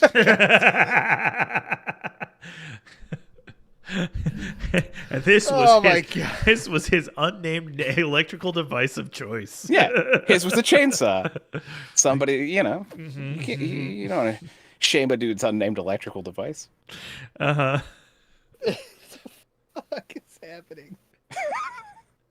I like when Jim decides to not give a fuck. It just ends. It ends with the story does not complete. There's no resolution. Yeah. What do you mean? That's the story. It's just guy has dude walked down the chainsaw. street, got tackled. Yeah. Yeah. Cops We took don't need him. to know what happens when the cops put him in the car or anything. We need to do that. None of that information is relevant. I give you the juicy bits, Yeah.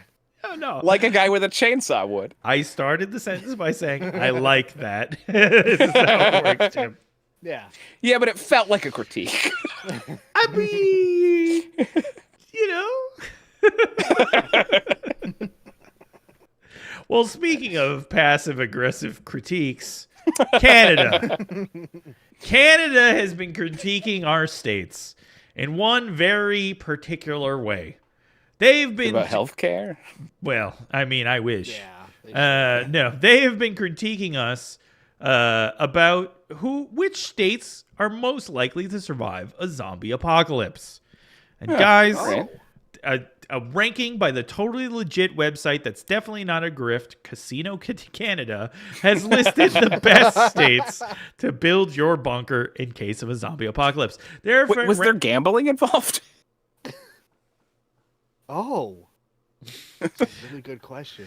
They're ranking. I mean, there's always a gamble when you're building a zombie apocalypse bunker, right? Fair, Is the zombie fair. apocalypse going to Yeah. happen? Will I survive the zombie apocalypse? Or will it be werewolves and I'll be fully misprepared? Right? Oh my God. Can you imagine spending all that time to build your zombie apocalypse bunker only to find out it's werewolves? Yeah. Fuck. Yeah. Fuck. You without your silver. Their ranking factors in population, i.e. potential zombies, amount of water area in the state, i.e. zombies can't swim, and how many hospitals, military bases, and hunting stores are in the state. Based on their rankings, the top 5 states to survive a Max Brooks wet dream are Yeah. 1. Alaska, Tracks. 2. Yeah. Maine, 3. Sure. Okay. South Dakota, 4. sure, okay. Montana, and 5. North Dakota. Now I ask you, gentlemen, Legit. what Yes. do most of these states in the top 5 have in common? Low population density. No, aside from that. Crazy dudes with guns. Aside from Militias. Aside from Bears. Bears. Yeah. Think geographically. Coastline, except for South Dakota. They Not all coastline. I guess borders, except for South Dakota. borders Canada mostly. Sure, All of sure, the sure. ones closest to Canada, apparently, Yeah. are the best states to survive in a zombie apocalypse. Strange that, isn't it? That Casino Canada would say, oh, the states that are closest to us there would be the best ones for you to survive. Crazy.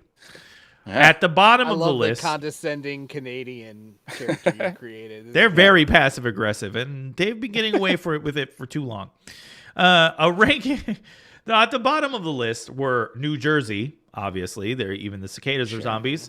Connecticut, Pennsylvania, Massachusetts, and California.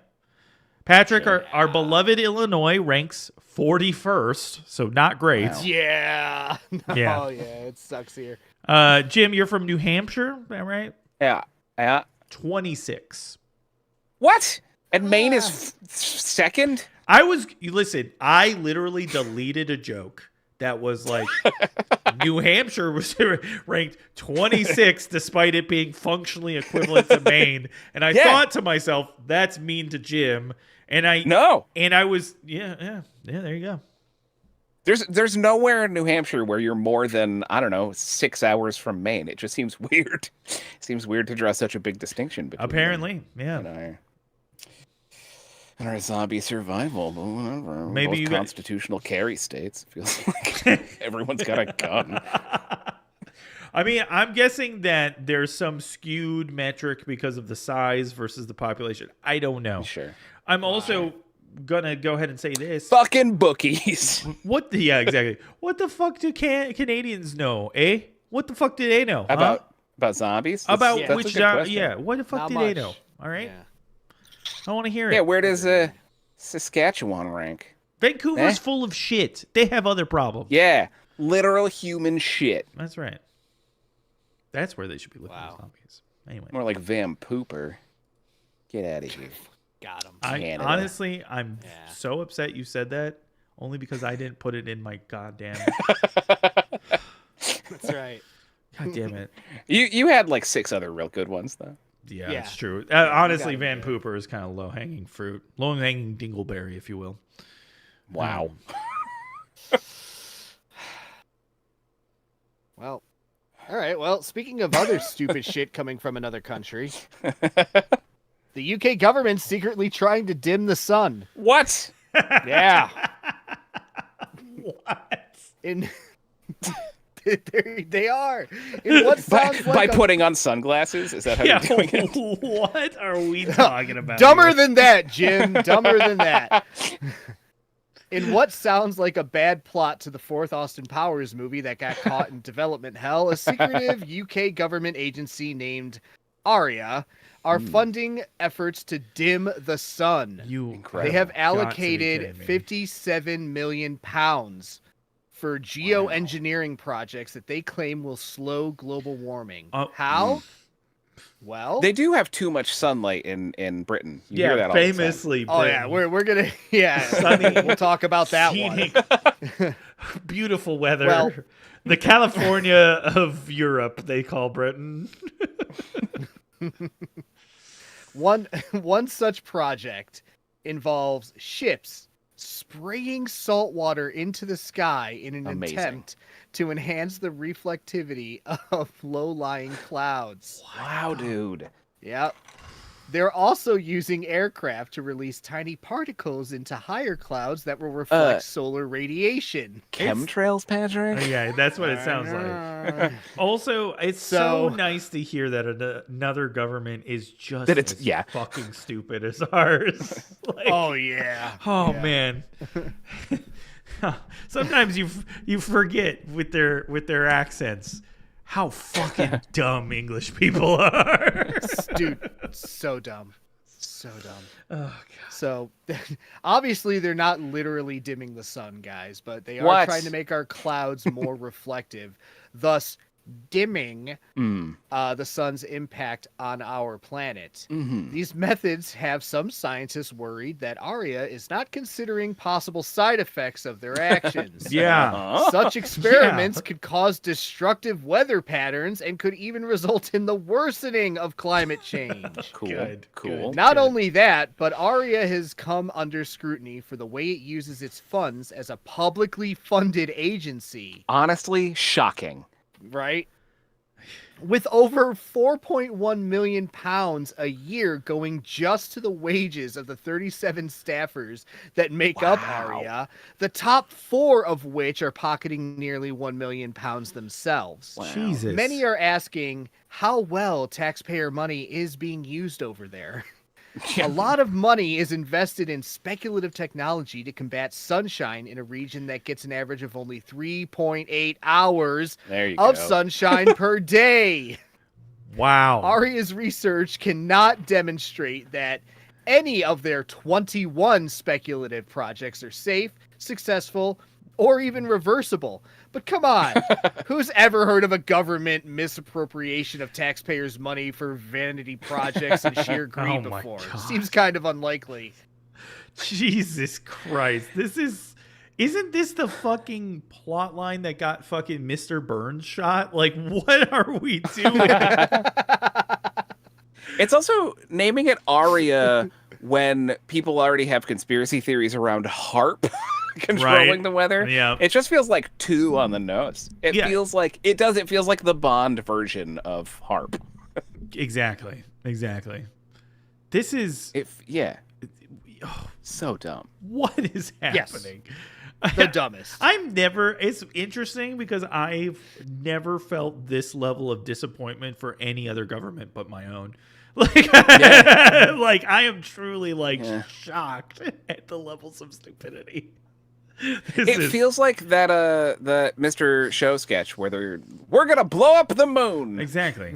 Yeah. No, it feels like that. When you start with so what's your plan, Jeeves? Blocking out the sun. Excuse me? Like, are you a supervillain? Superman gains his powers from the sun. Exactly. I was literally about to say, are you Lex Luthor from the 70s? Like, what are we talking about here? Like, it's got to be someone who grew up reading those Superman comics, right? He's like, I know what to do. Yeah, here's the thing. We'll spin the earth backwards. That's right.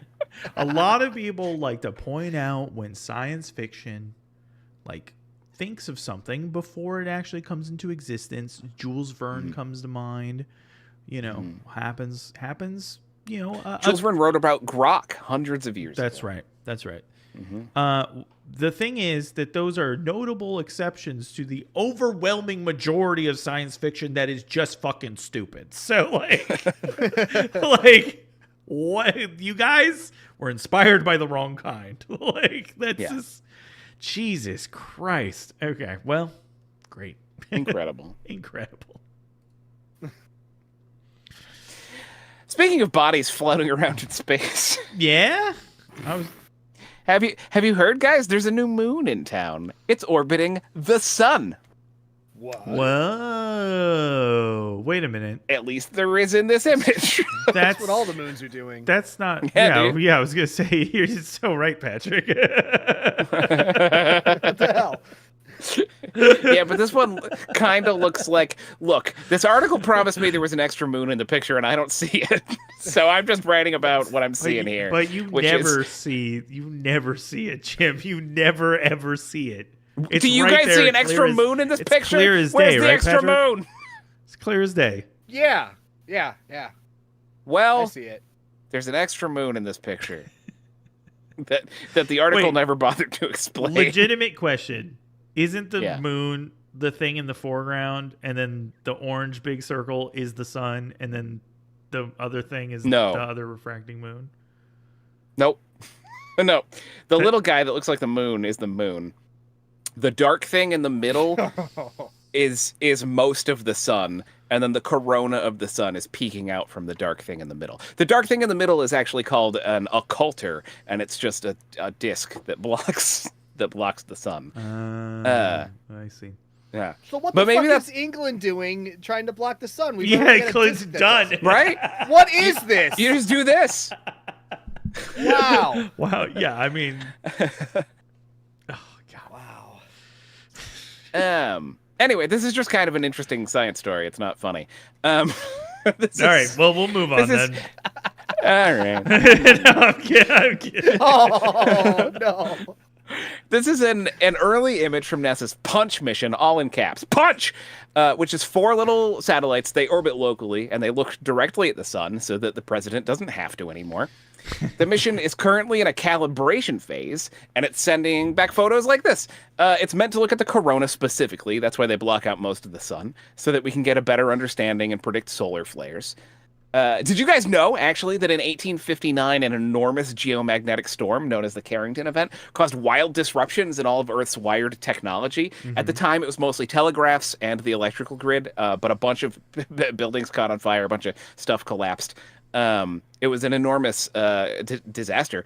And the amount of cables that we've strung around the Earth now vastly outweighs what we had in 1859. So another size of that, another storm of that size, could cause an end of escape from New York style chaos in all of our systems. So we're watching for that. But also, what a treat that would be, you know? Yeah, yeah. Just all the systems go down. I don't know. Yum yum. As a yum yum. As a millennial, I hard disagree. Can I just get a whole bunch of boring for the rest of my life? That would be great. But here's the thing. You know what's included in all that stuff is like financial records and shit. Suddenly, we're all just on an even playing field again. Yeah, but isn't like things like nuclear power and armaments also controlled by those kinds of things? So yeah. That's a very blasé way of thinking about it. Yep. Sure. Eh. Yeah. We're doomed. And there's no control. Yeah. We have no control. Either way. No, can't do anything. Yeah. Just cry. That's right. That's right.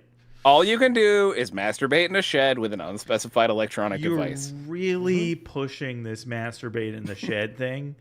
Yeah. And thankfully, the thing about masturbating in the shed, the one upside is that you won't be able to catch parrot chlamydia. That's right. True. Some guy caught parrot I was in danger. chlamydia. It is a thing.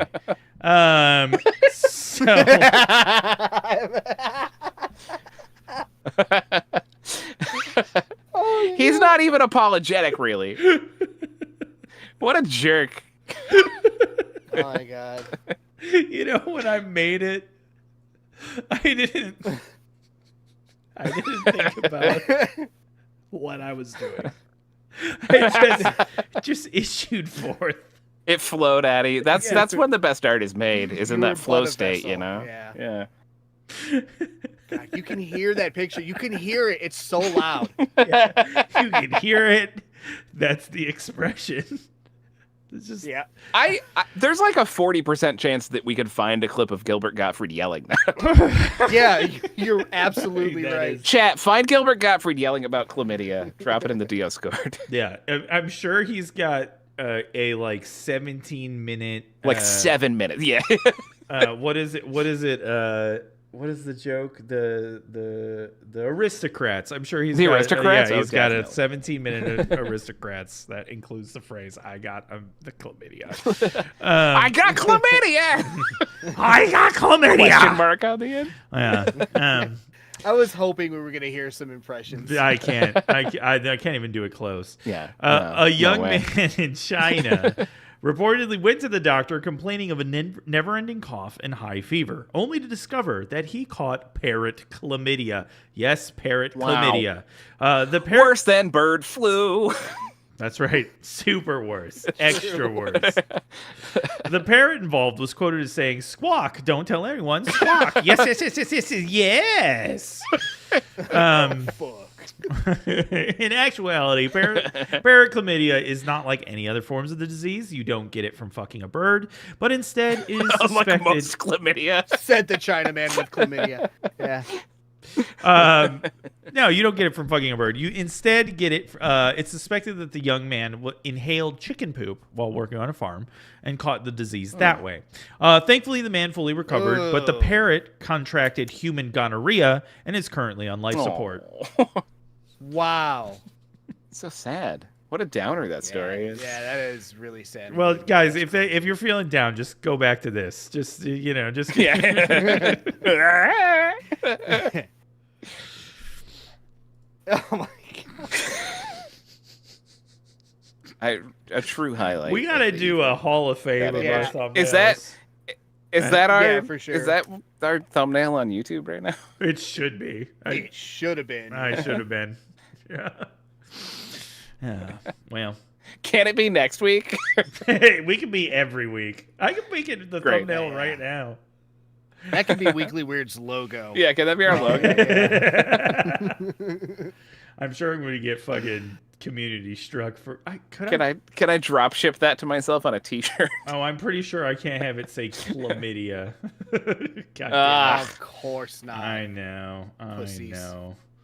No, I have They're all the. pussies over there. I have the similar bird photo, the one that says "what" on there. Oh, okay. Man, that works. Chlamydia? That's a good one. You have what? Anyway. Oh, man. Speaking of bullshit, Yeah, this is Psychic recently pled guilty to being a dangerous bullshitter.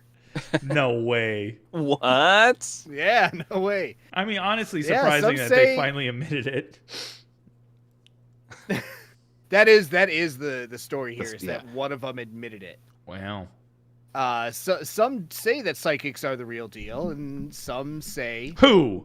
Me? they are con artists that take advantage of vulnerable people. No way. ChatGPT. Yeah, ChatGPT says that for sure. They're fake. I'm real. I can read the coffee Well- grounds. I'm a real human boy. The white genocide is. Oh my god. It's all coming around. Moving right along from that, Patsy Brown of Binghamton, New York, fancies herself a real deal psychic. Just like how her State of brother, New York Matthew fancies- Brown, fancies himself a real deal whistleblower. Very nice. I'm loving all the callbacks Yeah. to your stories. These Listen, are great. This is. Yeah. Sorry, I couldn't help it. No, don't apologize. That was legit. I'm loving it. More, please. Well, she fancies herself the real deal. The state of New York fancies her a criminal con artist. No. Yeah, this Binghamton psychic operates out of her business, also named Binghamton Psychic. She was Descriptive. recently arrested for grand larceny, conspiracy, and fortune telling, which I didn't know was a crime, but I am happy it is. Wait, what? That's a crime? Yeah. I've got Yeah, some well, fucking according to the cookies I'm article. gonna turn in. Yeah, right? Jesus Christ. Okay. Well, this all happened after one of her clients reported her for taking advantage of him and leaving him emotionally and financially devastated. Wow. According to a private investigator that was hired by her client, she offered a $20 tarot card reading at the Broome County Fair back in 2022. Days later, he visited her again at her parlor, where she once again took his money and encouraged him to perform something called an egg ritual to bring back his fiancée, who recently left him. That's just the missionary position, right? That makes sense. Yep. Ah. Yeah. Brown told... That was good stuff. Brown told her victim to send her money and purchase gifts for her as part of the ritual. Not the fiancé, the psychic. That's Wow. great. Gifts for the That's good. psychic. Hell yeah. And And he did that. And good for her. Neither the fiance I'm still nor failing the to see a repayment crime from here. the psychic that she promised Yeah. ever manifested. right. That's when the private investigator was hired, and a set of events that Brown never saw coming arose. She was sentenced to 5 years of probation for her crimes in order to pay back 2 of her victims, the combined repayment totaling $20,000. Wait, what was her crime? I don't understand. What was her Being crime? a findom, that's what her crime is. Yeah, apparently. Officially, what was it? It Larceny? was grand larceny, conspiracy. Conspiracy. And according to the article, No. fortune telling. She offered a service. Those people paid for the service. Yeah. That's just capitalism. I think it has to do with Yeah. the ritual in which they had to purchase lavish gifts for her that totaled in $20,000. You say and had promised to. to pay them back, but didn't. Yeah, this is insane. This is like no. Listen, if we're gonna have now I'm realizing I'm conflicted. I don't know how to feel about this. This is somebody. My brain hurts. It's too late for me to think about the ethical dilemmas in a fortune teller. What? I mean, I think it depends on what she's telling him, right? If she's saying like, I'm gonna use magic to do the best I can to make the thing that you want to have happen, and you have to buy me some shit. Good for her, good for them. That's a business transaction. Like if she's saying, I will definitely make that thing happen, then that's fraud. But Wait, like dumb fraud. Has she been sentenced or has she just been arrested? Because like if she's been sentenced, she has had the stupidest lawyer. Wait, she had the worst fucking lawyer. To 5 years. How? Yeah. That's wild. That seems wild. She pled guilty, so either stupid lawyer or she represented herself. She probably represented herself. Shoot, yeah. I mean, listen. She was like, I'll be represented by this orb. I don't know the details of the trial yet exactly. I will do a seance and bring back the spirits of fucking Johnny Cochran. Clarence Thomas to do my Clarence Thomas? That's not. I will first murder and then summon the spirit of Clarence Thomas. I'm sorry, I misspoke. The spirit of his decency, which has died long ago. Yeah, that was. Who am I thinking? Clarence Darrow. That's who I'm thinking of. Clarence Darrow. That's who I'm thinking of. Sorry. I'll take it. I'll take it. Anyway, dumb. Speaking of occultism. Oh. A couple in Mumbai, aided by a tantric mystic, were seen doing some occulty stuff. Namely, tossing bricks with amulets tied around them and some ashes into wells around town. The couple had approached the professional and asked him to help end their daughter's relationship because she can do better. This is clearly a violation of the Maharashtra Prevention and Eradication of Human Sacrifice and Other Inhuman, Evil, and Agori Practices and Black Magic Act from 2013. It's also... It's also littering and contaminating a water supply. They couldn't come up with a... Okay, well, yeah, for sure. But they couldn't come up with... Yeah, what would that be? EHS. Well, it's probably translated from not English. True. Yeah, wow, that is a mouthful. It probably spells something cool in Urdu, you know? Sure. The husband has been arrested and the wife has been served notice, while the daughter has presumably not told her boyfriend that the people in the news are her parents, because if she does, they win. Right. He'll leave her because it'll be so embarrassing what her parents did. He won't want to be associated with it. Which is what they wanted initially, was for her to leave him, but if he left her, it would do the same thing, and then the magic would have worked. Jim, it's funnier when I deconstruct it. Wow. Oh, sorry. Sorry, that was such a... So wait, they were just throwing bricks and ash into a well? Bricks and ashes and enchanted amulets wrapped around the bricks. And that... There may have been incantations or something involved either. That's just based on the eyewitness. Yeah, so so as you said, they were literally just littering in a well. Sure. And freaking people out. Mm. You know, because if you do witchcraft in an area where people believe in witchcraft. True. They don't like it. They don't like it.